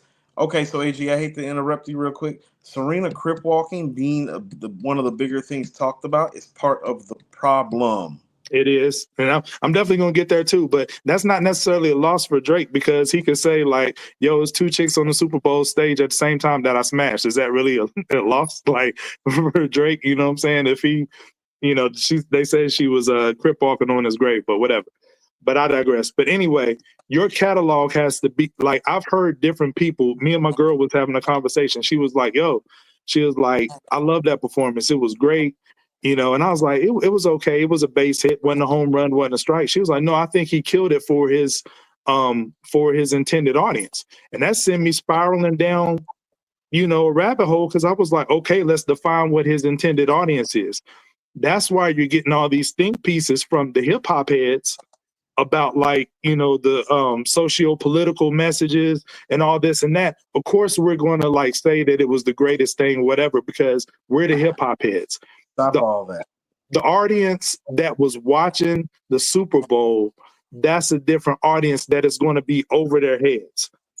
Us hip hop fans, like Big said, we never thought that hip hop would take it this far. We just happy that Kendrick up on the Super Bowl stage and we like with our pom poms cheering. But did it translate to that other audience? Because they don't understand the lyricism. They don't get it. They're not tuned in with the records. So my thing, I started thinking, is there any, and this is not an indictment on Kendrick, I started thinking, is there any one solo hip hop artist that could hold that stage for 13 to 15 minutes and it go over the way it's intended to go over? And the answer I came up with is probably no. I don't think Jay could do it. LL. Like Kanye too crazy. You know what I'm saying? Nobody call him. Kanye's catalog could do it properly. LL. Drake's catalog could do it. LL would be a stretch. Like, I'm the biggest Nas fan in the world, but can Nas do it? Hell no. Like, I just don't. L's the only guy. L's the guy to me. But LL's a rock star too. But my thing is, and that's I'm not trying to like shit on hip hop. It's not saying we're big enough, but for that to you to translate on that stage to those different audiences. So here's the reality of the matter. There is some over-evaluation of Kendrick's catalog in terms of his ability, stadium flow. Because here's the reality of the matter. He has to create these shows because the music doesn't have a stadium flow. That's why he makes it into plays. That's why he makes it into these thoughtful think pieces. But here's the reality of the matter. Sometimes you don't have to do.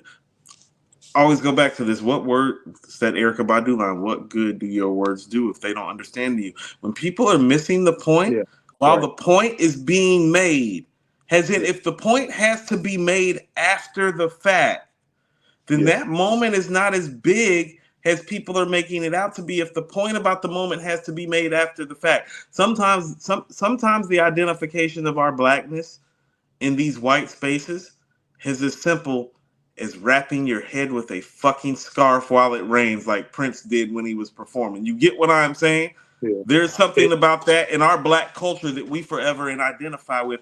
It's like, yeah, that fool did the whole show in the rain in his do-rag. And that meant more to black people than all of this other shit, because as soon as he did it, we understood. It's like, no, this nigga got a perm and it's wet outside. We know what happens. Like we know what time it is. And so for me, once again, it's overkill, it's overdone. And not on top of that, it's the wrong songs. And this is the thing about it that I really take issue with. This is actually people actually propping Kendrick up on a pedestal, saying that he's doing this for the culture, when really, if you look at the set list and how he put it together, this is what Drake would have done. If Drake had, this is the whole promotion of all of this and the G and X of all of this. This is a Drake move from Kendrick, and nobody's even talking about it.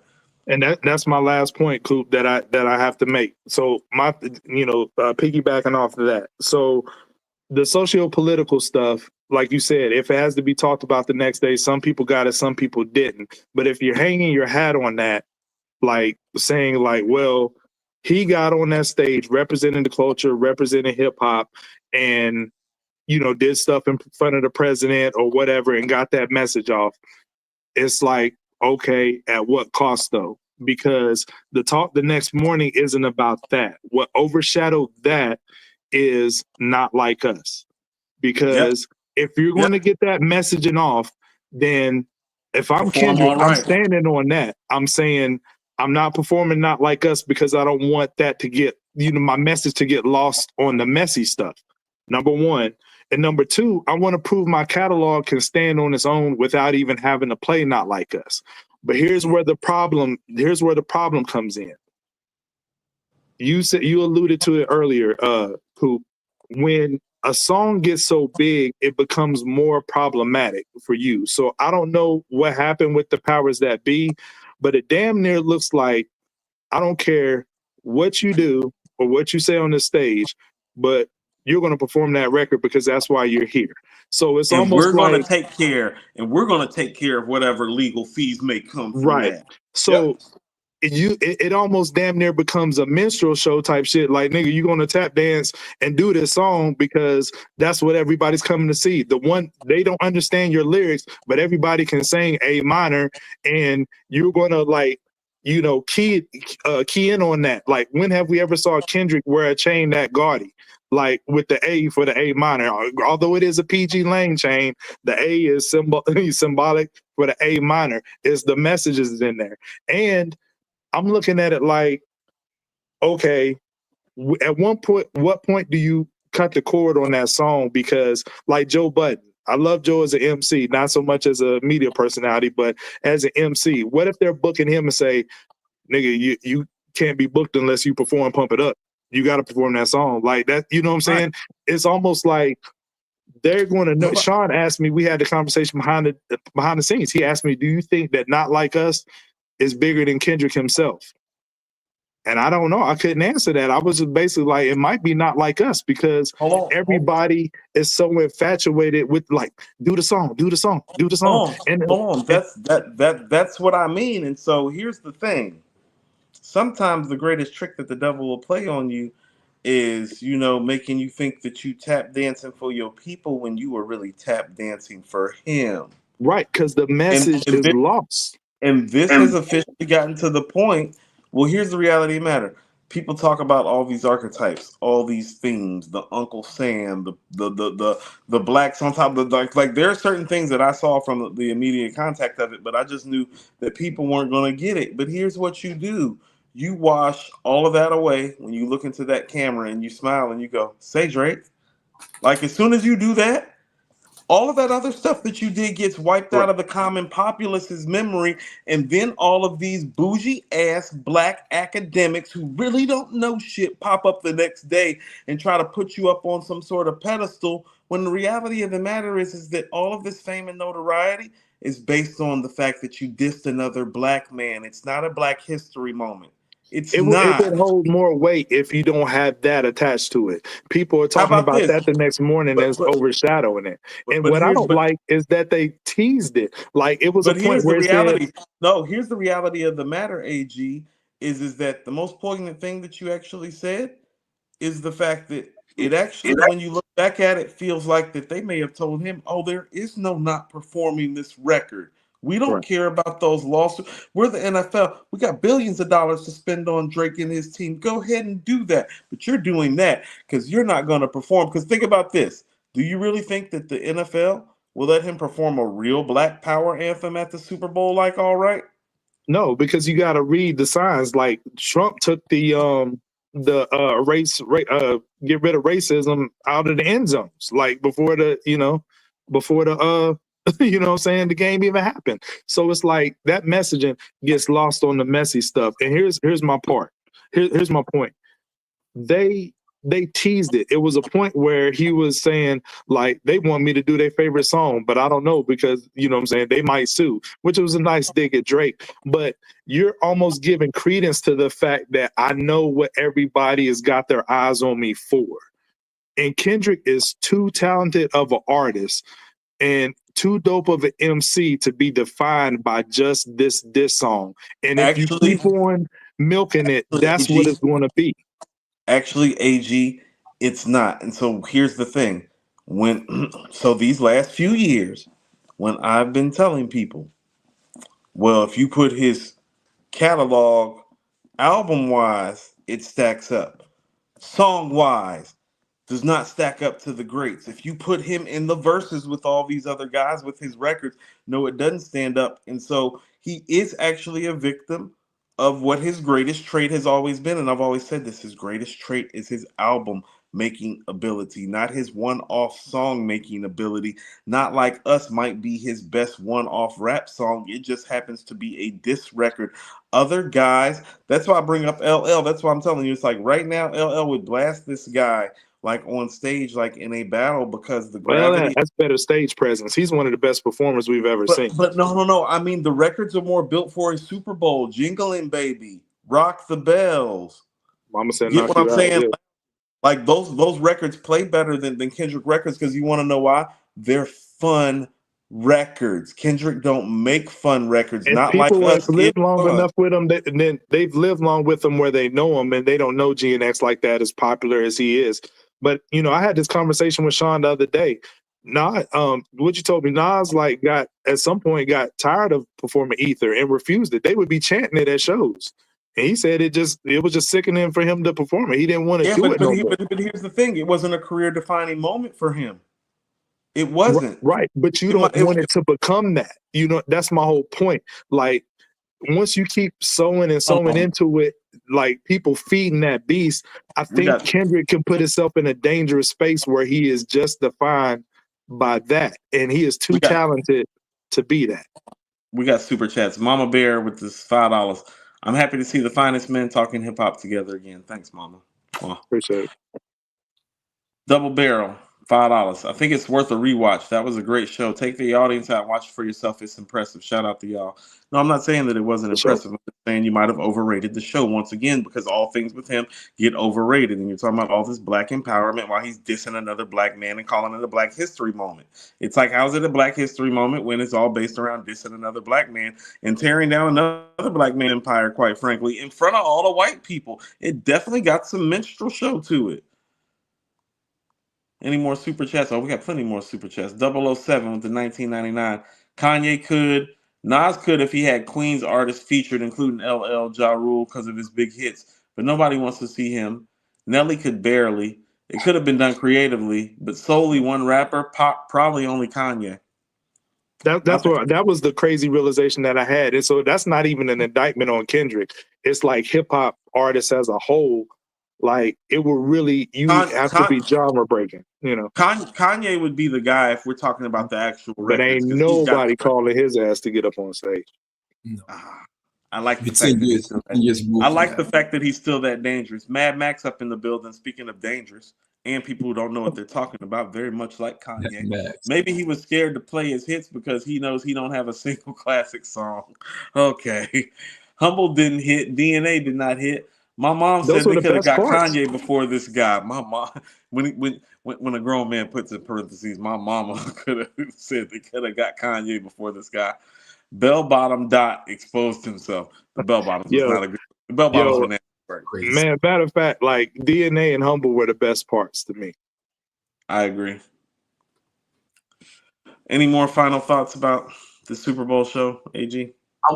I want to say something, because I wanted you guys to clip saw, because I know y'all had strong opinions on all of this, and I'm just hold on real quick, Sean, before you do. I'm just tired of people not holding him to the same standard we hold literally everybody else to. Like, really, hold on, think about this. When he's saying not like us, is that a reference to Drake's Jewish heritage or Drake's whiteness or Drake's citizenship? Think about the guy that's in office right now and be careful. What have I always been saying, guys? We as black men, when we tend to get in places of money and power and position, our thoughts and our ideals frighteningly line up to rich and powerful white men more than we like to agree with. And so for this guy that embodies the culture so much and represents the culture so much, he doesn't understand he's having his biggest moment tearing down another man who is considered to be black by most people's estimations. Nobody's talking about that aspect of it. For your king, who's such the black power guy and the empowerment guy, and for the culture, it's like, well, your whole rep right now is based on tearing down another black guy. We don't find that to be problematic at all. Or is Drake not black enough for us now in this community? And we're back to throwing the colorisms again. Like, I make a lot of Shalimar and like Howard Hewitt and Jody Watley jokes and shit, but like at the end of the day, you feel what I'm saying? Like, is that what we're really doing? His hair don't nap enough. What you got, Sean? That's what Pusha said. Y'all finished? I just want to make sure. because I want to get mine off real quick so we can move on and get out of here. All great points. I get what both of you guys are saying. Here's the thing: if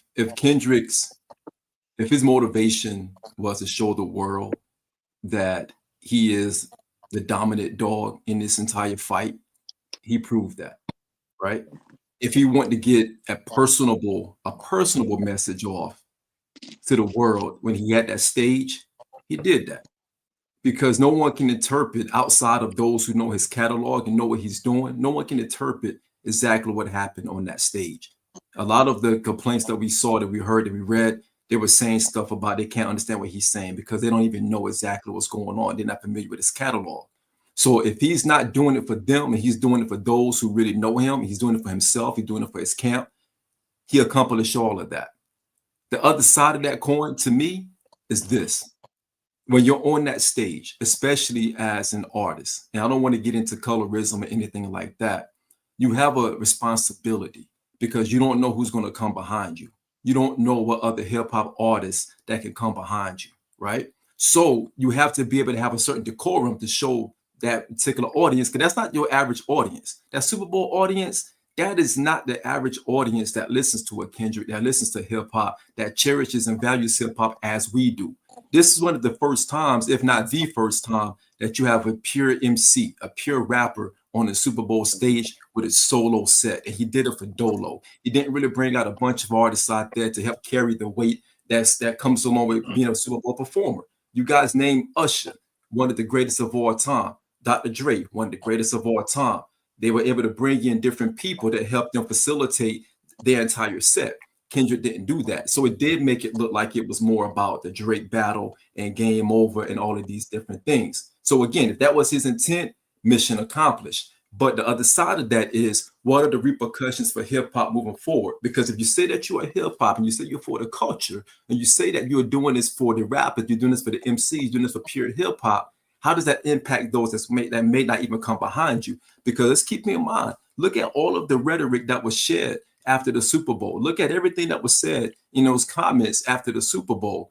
Does that give you any type of confidence that we're going to get an opportunity to have another hip hop act anytime soon? Or anyone of that ilk, of that Kendrick ilk, of that ilk that we can say, you know what, we are proud to have that individual or the individuals on stage. Because now it puts us in a situation where you're having people talking a little bit louder, a little bit boisterous, and saying, we don't want that anymore.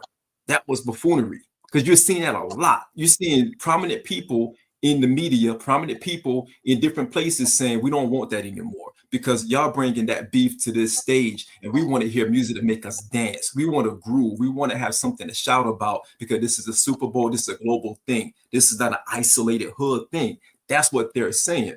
So if he was looking to accomplish all those things, he checked all the boxes that he wanted to accomplish. But it also hurt the opportunity for someone else to come behind him, to be able to say, you know what, we have another hip hop act that can come on this stage and represent hip hop and take us to a whole different level as well. That's what I have to say. That's a big fact, Sean. You know, as somebody to follow that, I think it's a wrap. I don't think it's no more hip hop acts. They probably gonna give it to Taylor next year. Well, here's the reality of the matter. And so here's a better way of putting this without making it about the beef, the catalog, Kendrick, or Drake. So in public speaking, the first thing that you're taught is that you must know your audience and then address your audience. And so for whatever rhetoric that's being espoused about this performance for the positive, ask yourself, was it being done for an audience that was going to receive the message when the message was being delivered? That makes the message inappropriate, and that's a failure of the public speaker at hand and the performer at hand. And that's just it at the end of the day. This wasn't the time for that, not because there's never a right time for it, but because the message wasn't going to be received because of the demographics. This show, more than any other show for entertainers, is about you literally entertaining people for about 15 minutes in between halftime. It's literally just about that. There are so many other formats and forms to make the social commentary. How about this? Him doing this show better and properly could have set somebody up in the future to actually have that moment. I feel like that moment has been taken now. We are not about to get that moment back anytime soon. You can overdo it. You can try too hard. You can overthink it. This is an entertainment show. This is why I keep going back to Usher last year. That Usher performance was dope because guess what? Usher performed his biggest and best stuff. That's what the show is about. How do I put my biggest and best stuff into a short framework so these people see that I'm the motherfucking man? That's what the show is about. That's what Prince did. That's what Michael Jackson did. That's what Usher did. Stop trying to make it seem like Kendrick is above the fray of what these men chose to do because they understood the assignment. And don't make it seem like that it's okay to not understand the assignment. This was not the assignment. This was not the time. You're supposed to play your best shit and put hip hop on a further pedestal with this moment. Instead, you just made it about a diss feud with Drake and GNX. And that's exactly how it's going to go down. Ain't nobody going to remember this black culture moment like all these bougie ass Negroes is running around here saying this is some fucking bullshit. Because like I said, the Biggie lyric, we never thought that hip hop would take it this far. We like champion him because he's just on that stage doing it. But 2 quick points. Like Usher, to y'all's point, Usher's a legacy act. Although Usher's around our age group, maybe a couple years older than all of us, you know, he's still a legacy act. Usher's been around for 20 plus years, you know, so he's a legacy act doing his biggest hits that people are familiar with. 1, 2, like when you're an artist like Kendrick who's still in the middle of the catalog, I don't care how big you are. Sometimes that's not going to translate. If you can remember back a handful of years ago, the Weeknd set had the same issue. I remember people like, who was that on stage? Like, what was that he was doing? That looked weird. Like, who even was that? Because you got to look at who the intended audience is. They don't know who in the hell Weeknd is, even though he's a pop star. You know what I mean? So it has to translate. And then to the point of the message getting lost that you said, no, I mean, at the so end of this the is day, what I mean. Okay, so understand. hold on. Let me finish real quick. Cool. This is just one last thing. So if he gets his point off about the black empowerment and all that with that stuff, cool. But leave it at that. Like putting the messy stuff with that overshadows it because I know people who are not hip hop fans that had no clue. I hear patients in real time talking at work talking about like I didn't know Drake and Kendrick Lamar had a problem, whoever these are, they're unfamiliar. So the talk is going to be like, well, what this about? Let me dig a little bit deeper on what's this issue? What's this problem? So nobody's talking about the powerful, important message. Everybody's talking about the mess. So the mess could have been totally left out of it. But like to Sean's point, and I'll end with this, if that was your goal to go out there and keep your foot on his neck and dig a few inches deeper for his grave, then you did that. Here's my biggest problem. This is what I'm saying, AG, and we can leave it right here and we can slide and start to get out of here with the press play. Drake, that's what I'm saying. Drake has been the face of black music for the better part of the last 15 years. You all don't get to pull up and say that it's okay for Kendrick to talk this way, and then all of a sudden, well, Drake's mama's white. He's half Jewish. That hadn't been an issue for anybody for the previous 15 years. You get what I'm saying? Like nobody in the black community has raised issue about it. Nobody's raised issue about it. Have we had one conversation about Drake's white side or Drake's Jewish side in hip hop terms? When did it become a problem? And so now it's okay for Kendrick to say these things and do these things, and immediately where black people go is, well, Drake's really not black like that. He's half white. So was Obama, nigga. That didn't stop you from voting for his black ass. Says the first black president, right? You get what I'm saying? You see how we pick and choose our fruit? And that's the thing that's dangerous about what Kendrick just did, because people identify him as some sort of cultural flag bearer. They try to make it seem like Drake's not black now, when the reality of the matter, he's been the face of black music for the last 15 years, and we have been letting him be the face of black music for the last 15 years until now. It's because what Kendrick raps about in his songs is what his listeners aspire to be, although they out and about acting more like Drake. But real quick, one more thing. I gotta say, because I see this a lot on Twitter with all the things that happen. I know it was a lot of messaging. Kendrick is very deliberate, very intentional, and a lot of stuff is double entendres, deeper meanings. But y'all on Twitter with the like Koofy, like tinfoil hats on, you know what I'm saying, taking these deep dives, y'all gotta stop. Like they'll be doing something like, "Yo, did you see Kendrick had the flare leg jeans on? That's symbolism for if you're underage girl with Drake, then shoot your flare gun as a distress signal to let us know you in danger." Like they be doing shit like that. Y'all doing too much. Just stop. just stop. That's all I gotta say. Couple super chats before we hit the press play. Web visibility with the $5 super chat. Is it true this was the most watched Super Bowl of all time? Yes, it was. It's also most people that have existed on the earth right now too. Literally has gone up every year for the last 4 years. The halftime show, he did break a record for that, for the most watched halftime show. Yeah, 1.5 million more than last year. I thought it was 133 is the number, I think. It was. Yeah, 133 to 135, something like that. 007 with the 199 super chat. After all this, K-Dot still hasn't cracked top 10. Some people are calling him the GOAT today. So I disagree. He's all depends on who you ask. I don't think. I mean, he's not in my top 10 still, but I hear what people are saying. Raisin Head, rename the song. They don't have to lynch us. Oh, that's a real quick way to lose your Super Bowl slot. Raisin Head, be like, so Kendrick, just want to let you know you won't be performing at this Super Bowl because we're about entertaining at the Super Bowl because this is an NFL driven product. You will not be messing with our sponsorship dollars to the tune of the billions of dollars that we make. That was an NBA All-Star halftime performance. 10 out of 10. 10 out of 10 if it's NBA halftime. Because the NBA, because niggas run the NBA. Right. Exactly. That's my point. Running on NFL, Roger Goodell. But the NFL wanted to chuck and jive and play not like us. I'm not even fully convinced that he wanted to do it. Roger Goodell is playing golf with Trump right now, probably. Okay. Are y'all convinced that he wanted to do that, or was he made to do that? That's my biggest question. Both, because I don't think he is who people say he is any damn way. So he wanted to do it. They wanted him to do it. That's what made it.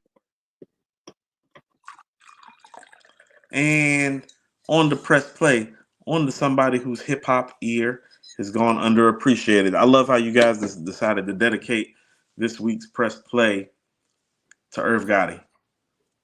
So I felt like when I was picking my press play that I feel like people only know Irv as a hit maker. And I just want to talk about a couple things before I talk about my press play so I can run through it relatively fast so we can get out of here.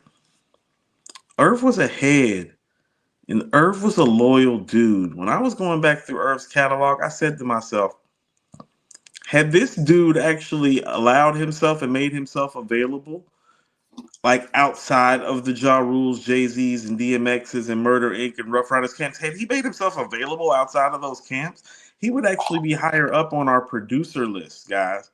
But he was a loyal dude and really wanted his artists and his guys to shine. And so Irv only did production for people that he really rolled with thick as thieves. But I tried to highlight some of what I felt like some of his better hip-hop contributions that people might not be aware of. And so first one, Time to Build, Mike Geronimo. This is one of the maybe the most underrated posse cuts of the 90s. This is the first time I heard Ja Rule. This is one of the first times I had heard Jay-Z and remember Jay-Z. This was my second time hearing DMX. And so this was a special record. And Irv, obviously, when you start going back and looking at the lineage, we had a relationship with Mike Geronimo and Ja and Jay and X was all coming up. And the thing that they all had in common wasn't each other, but Irv. Think about that. Ja, Jay, and X are coming from 3 different hoods in New York. That's Yonkers, Brooklyn, Queens. But they're all getting down with Irv. Think about how special Irv is in that time to be able to roll through those areas and roll. Literally, think about it. It's like, well, you got up and comer from Queens. I ain't gonna say he's best in Queens because he might not even be top 5 in Queens. And then Jay, in Brooklyn at the time, everybody's looking at Jay maybe next to Big and AZ and a couple other guys. And then you got X coming out of Yonkers, who essentially put Yonkers on the map outside of Mary. Special record. We Don't Give a Fuck Off Flesh of My Flesh, Blood of My Blood with Kiss and Styles. I actually thought this was the best pure hip hop record on this album, and what a shock to find out that Irv is the producer of it. This is another joint that he gave to X. I realized something. I think he loved X more than he loved Ja. I think he really wanted X in his camp. And I don't know how that happened or what happened, and Def Jam just probably came and took him away, which might have gave Irv his clout. But everything I think that he ended up doing for Ja, I think he originally intended to do for X. He had so much love for X and gave X so much heat. I think X was the guy, and I think Irv was the guy that really knew X was going to be the man, even in a time where he's seen Jay and Nas up close and personal. Next, I Can't Wait.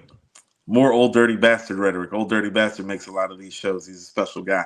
A lot of people don't know on Old Dirty Bastard's album, Nigga Please, I Can't Wait's produced by Irv Gotti. Guys, this is actually the best mic performance, in my opinion, on Nigga Please. Nigga Please is a lot of rants, a lot of raves.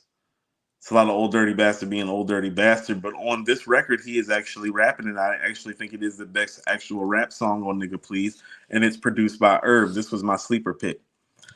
What's My Name by DMX. This might be my favorite X record post It's Dark and Hell is Hot. Like, I'm going to keep it brief with this. I think this record is good enough to be on It's Dark and Hell is Hot. It was the reason that I bought. And then there was X, because I wasn't totally thrilled with the production on Flesh of My Flesh, Blood of My Blood, even though I enjoyed the album. But when I heard this record, it made me feel like he was getting back into his classic bag. And for a lot of people, and then there was X is better than Flesh of My Flesh and Blood of My Blood, according to some people. But this was a great lead-off single and one of my favorite X records. And last but not least, I actually wanted to show some of his ability to make an R&B record but still make it hip-hop, because I think people still feel like when he was making hip-hop records that he made them too R&B. I feel like this is the antithesis of that. Back in One Piece with Aaliyah and X has a hip-hop feel to it, even though it's an R&B record. Dope and track. so it is a dope track. It's one of my favorite records from that time. Mm-hmm. It was hip hop about Aaliyah that we liked, and it embodied everything about DMX that was hip hop that we liked, but it still came off smooth, and it was a very surprise pairing of like good chemistry coming together. And so that's my press play. Rest in peace, Irv Gotti, the legend. AG, you're up. Yeah, and we actually had a couple of the same joints, Coop, so I'm gonna go through those pretty quickly. My first one was Time to Build as well. Oh, you did Time to Build? Yeah, dope Mike Geronimo track.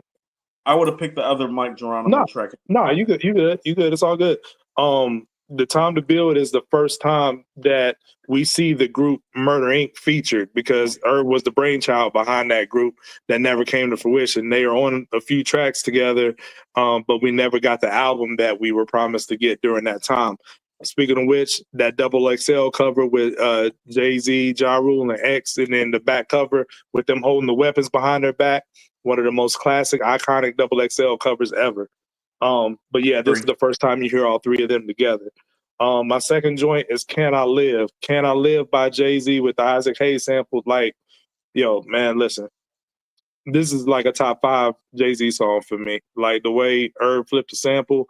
I remember watching it was like a VH1 documentary, The Making of Reasonable Doubt, where it showed him on the, on the drum machine, like making the beat. He was like redoing it for the show. And it was like really dope. But what Jay did on this record, I mean, it's easily top 5 Jay. He went crazy on here. Next joint I got is DMX's Dark and Hell is Hot intros. I still maintain to this day that this is a top 5 hip hop intro of all time. And Irv is like the producer behind this record. And I just remember being on my school bus, hitting play on this album for the first time, and that intro come on and just losing my mind. Quick question, AG. Do you mean intro from the perspective of it actually being called an intro? Yes. Yeah, okay. Because you got intros, the opening tracks. Like, yeah. Okay. Actually, like the intro, Skillmatic intro, Dynasty intro, like that sort of thing.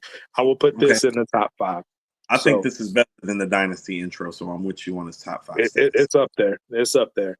I also had What's My Name? Quick story behind that.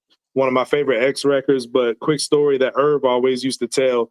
When they laid that track, he said it's like 30 dudes in the studio, everybody's high-fiving and going crazy, and the X come out the booth and he's looking at Irv, and Irv is just sitting in his chair like, no emotion.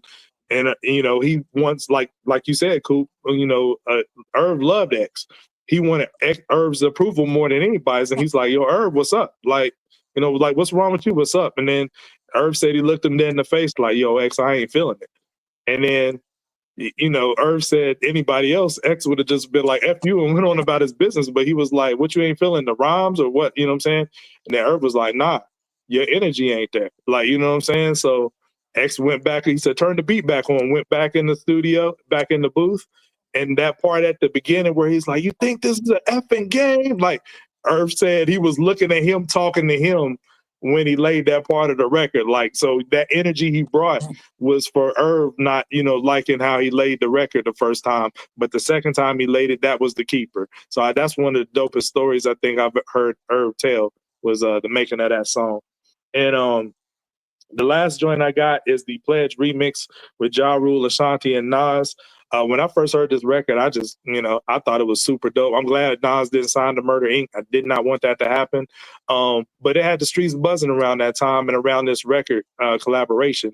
But it was an easy sell for me because So Many Tears just happens to be my favorite Pac song. So when I heard the sample, I was like, you know, count me in. And oddly enough, Ja Rule in his verse is dissing DMX, and Nas in his verse is throwing some, you know, residual shots at Jay after Ether beat out, you know, Takeover and Super Ugly. What do you say? How that other rapper feel to lose his whole gangster? You know what I mean? So, and then like I said, Ja Rule had some lines for X, but that's my press play. I'll throw a quick bonus joint in there since, you know, we had some of the same ones. Cool. Grand Finale off Belly. You know what I'm saying? That's one of the joints that I was, you know, I wasn't really privy to that Irv did production on that, but that's a dope joint. Collab between Nas, Method Man, DMX, and Ja Rule, the lead single off the Belly soundtrack, and I think that joint's fire. So look, I specifically didn't pick "Can I Live" in the intro to "It's Dark and Hell Is Hot" because I knew you would. Oh, okay. Yeah, like I was like, let me go ahead and not pick those because I knew yours was done before mine. I was like, well, I already know AG picked those two records. Yeah. So that's actually the reason that I picked Time to Build, because I'm like, well, I know AG picked the intro to "It's Dark and Hell Is Hot," Yeah. and I know he picked "Can I Live." I was like, maybe he didn't touch the Mike Geronimo stuff. Oh, I had to take it back, man. You know that. Yeah, let's see if he touched the Mike Geronimo stuff. So that was my thought process. Sean, what's up with yours, man? Yeah. So me, I'm kicking off with Kill 'Em, Ja and Jay. I thought this was one of the dopest beats that Irv came out with on Vini Vidi Vici. Got Jay on the hook. You got Ja going crazy on here. People be talking crazy about Ja, but Vini Vidi Vici had all the bangers on there. And this is definitely one of them. And Jay was killing that hook. It's Murder, Jay, X, and Ja. Again, another joint off of Vini Vidi Vici. Underappreciated album. People forget the legacy of Ja because of what happened to him. But Vini Vidi Vici, he was spitting like crazy. Look, and that album went platinum without any R&B singing. Yes, it did. Yes, it did. Mm-hmm. Yes, it did. Indeed. Yes, it did. My third one, we hear now. Another Ja joint. Kicking it off. Again, Vini, I went back and listened to Vini Vidi Vici this week. And Irv produced that entire album. And that is a banging album. Production is on point. It's a good four-mic album. Album. Definitely. This is when he leapfrogged Myth Bleak, because Bleak was supposed to be come out there at the Def Jam camp. Hold on, Sean. Can I tell you a quick story? Yeah. I met them when I was in high school. They came into the record store. They went on tour together. Yep. Yeah. Bleak. That was okay. So when they hopped on the tour bus, you're right. Bleak was the hotter rapper. But by the time they got off the tour bus, Bleak had went gold, but Ja had went platinum and was approaching 1.5. And so by the time they're making it to Charlotte, Ja is the star, and Bleak did not like that shit. Yeah. Like Bleak was ready. Bleak tried to leave an hour before.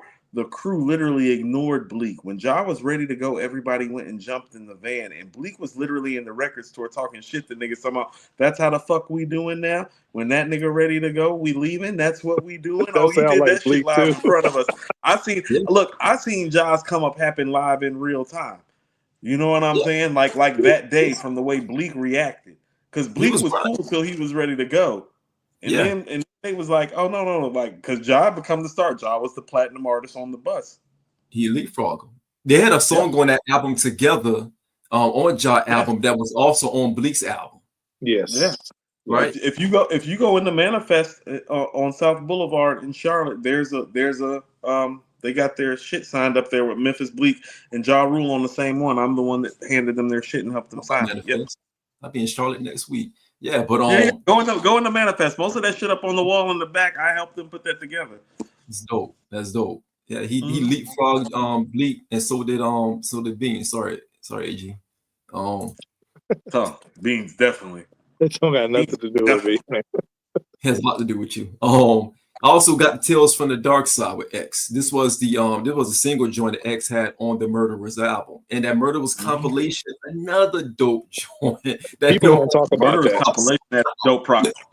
Because it didn't have dope rhymes, it had dope production though. Dope production, and he gave, like y'all said, how much he loved X. He gave X a solo joint on the Murderers album. Love X, and I finished it off with "We Don't Give Up" on the Murder Inc. Album, the Murderers album as well.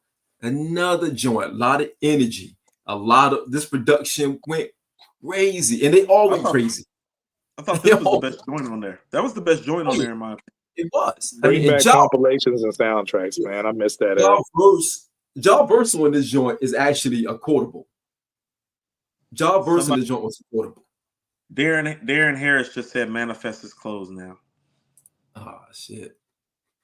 Well, I'd like to thank Manifest for getting me my copy of Dirty Mind sitting right there the day Prince died. I'd like to thank you, Manifest. You did something for me before you died. Got my copy of Dirty Mind from Manifest.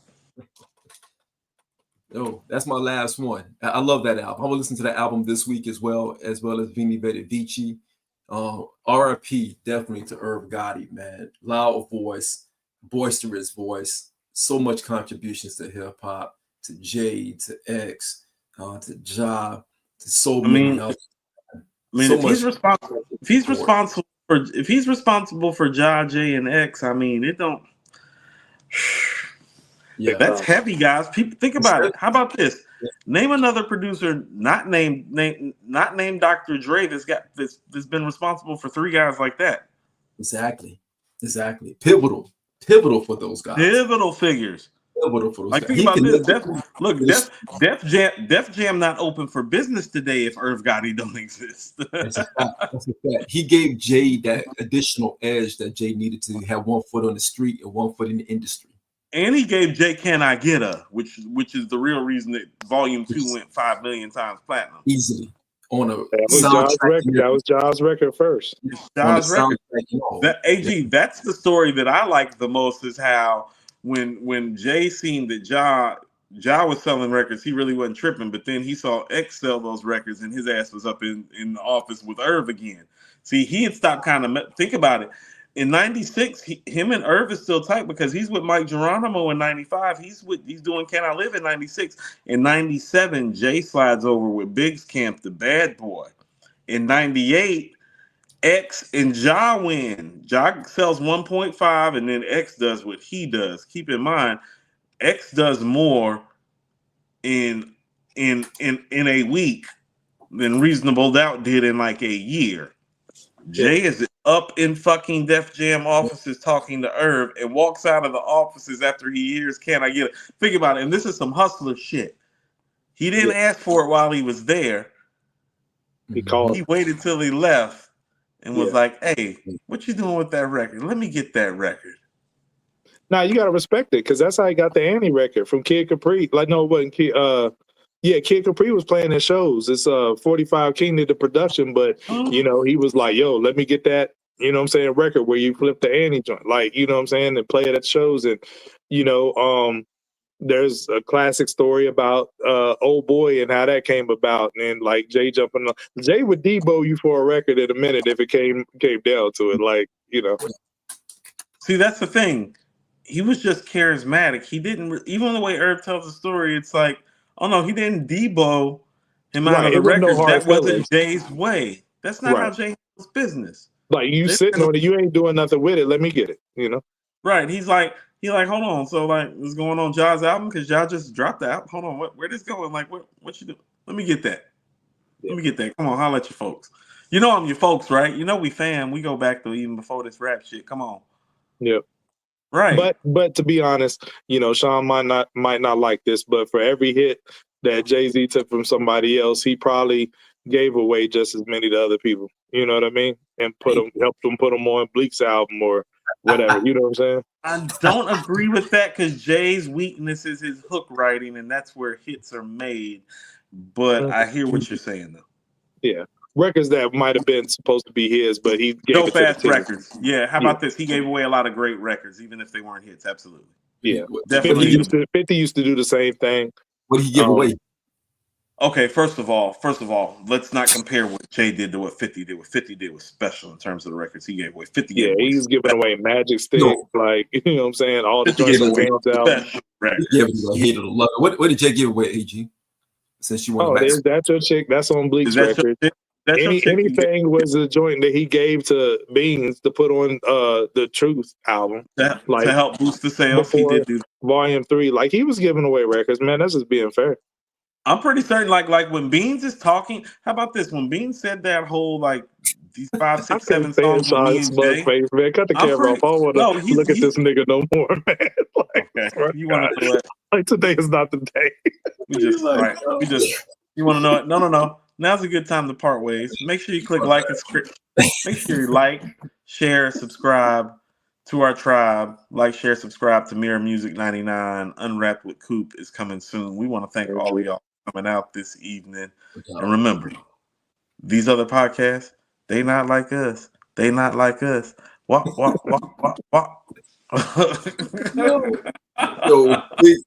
Quick shout out to I Am God. He has that release coming out next week. Yeah. City of Gods 217. We working out the details about getting him to pull up. Actually, you know what?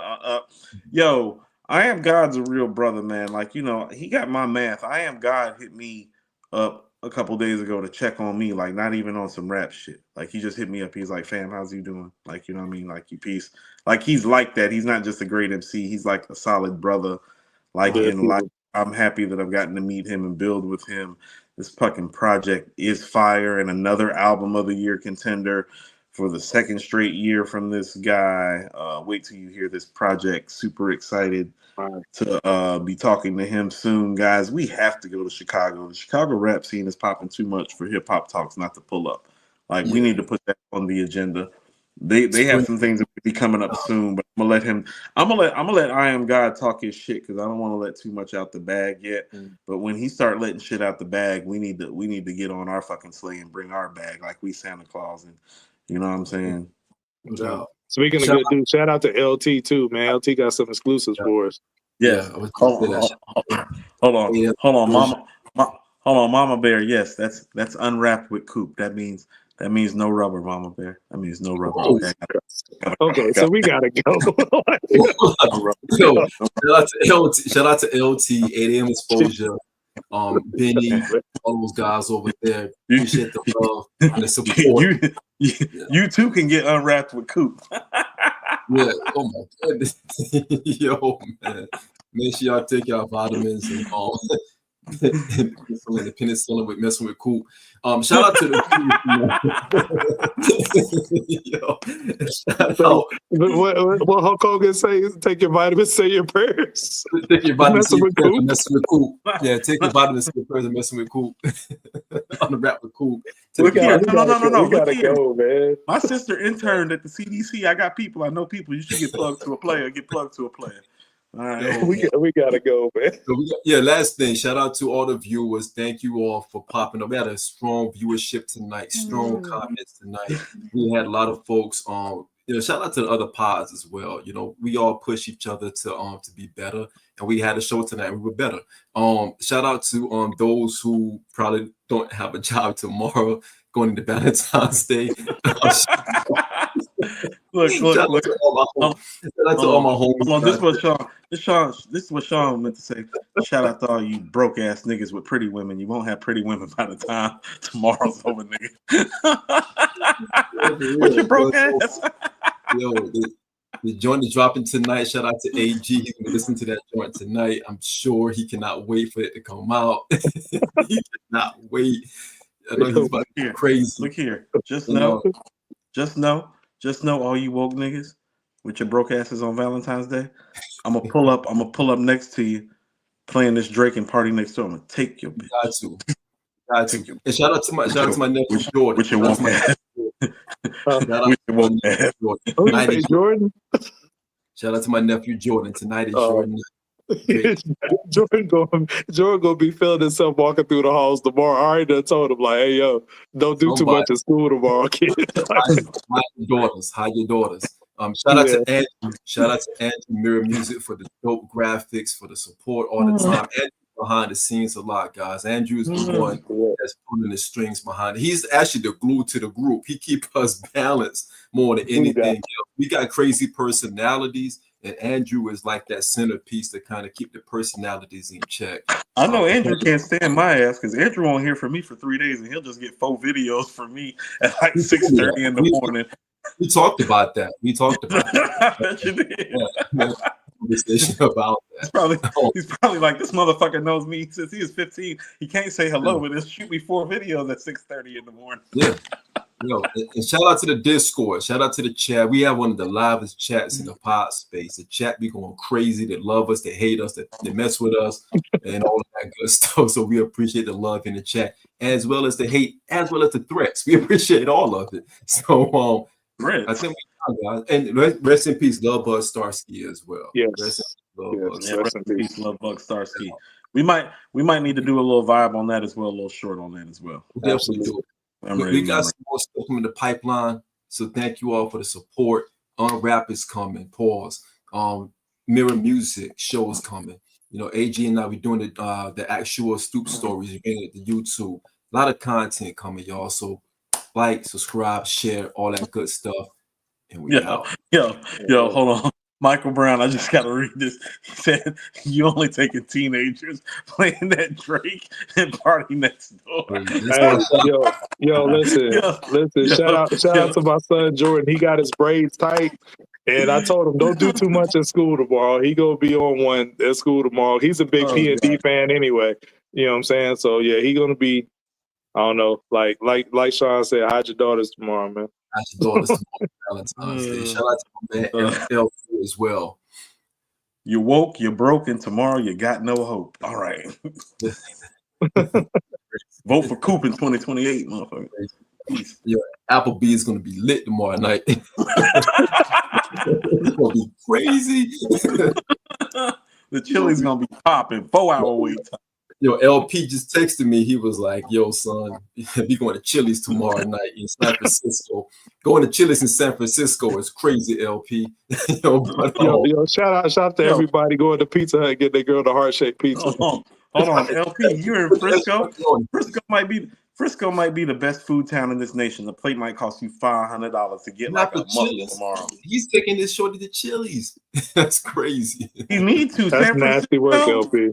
Yo, you know how expensive it is to eat in San Francisco? I'll be taking my girl to Chili's too. That's probably gonna cost him $200. Talking about the fajitas. $200 for a Chili's plate is wild. Wow, on Valentine's Day. Nigga, when you step into San Francisco, they charge you $25 to breathe. They're like, we're gonna need that. It is true. It is right now. You can't breathe here. Cool, be like, get me the fajitas, fam. Yo, peace. Yo, we out. Yo, Jonathan Coleman, I had Raising Cane's a couple of days ago in NOLA, man. Raising Cane's off the chain. Raising Cane's off the street. I'm sorry. Raising Cane's off the street. It is. Yo, I was look, my daughter put me on that I get the chicken tenders dip. Yo, Michael Brown, listen, I was on Claiborne on Tuesday, and I had the Raising Cane's on Claiborne and the Magnolia Projects on Tuesday.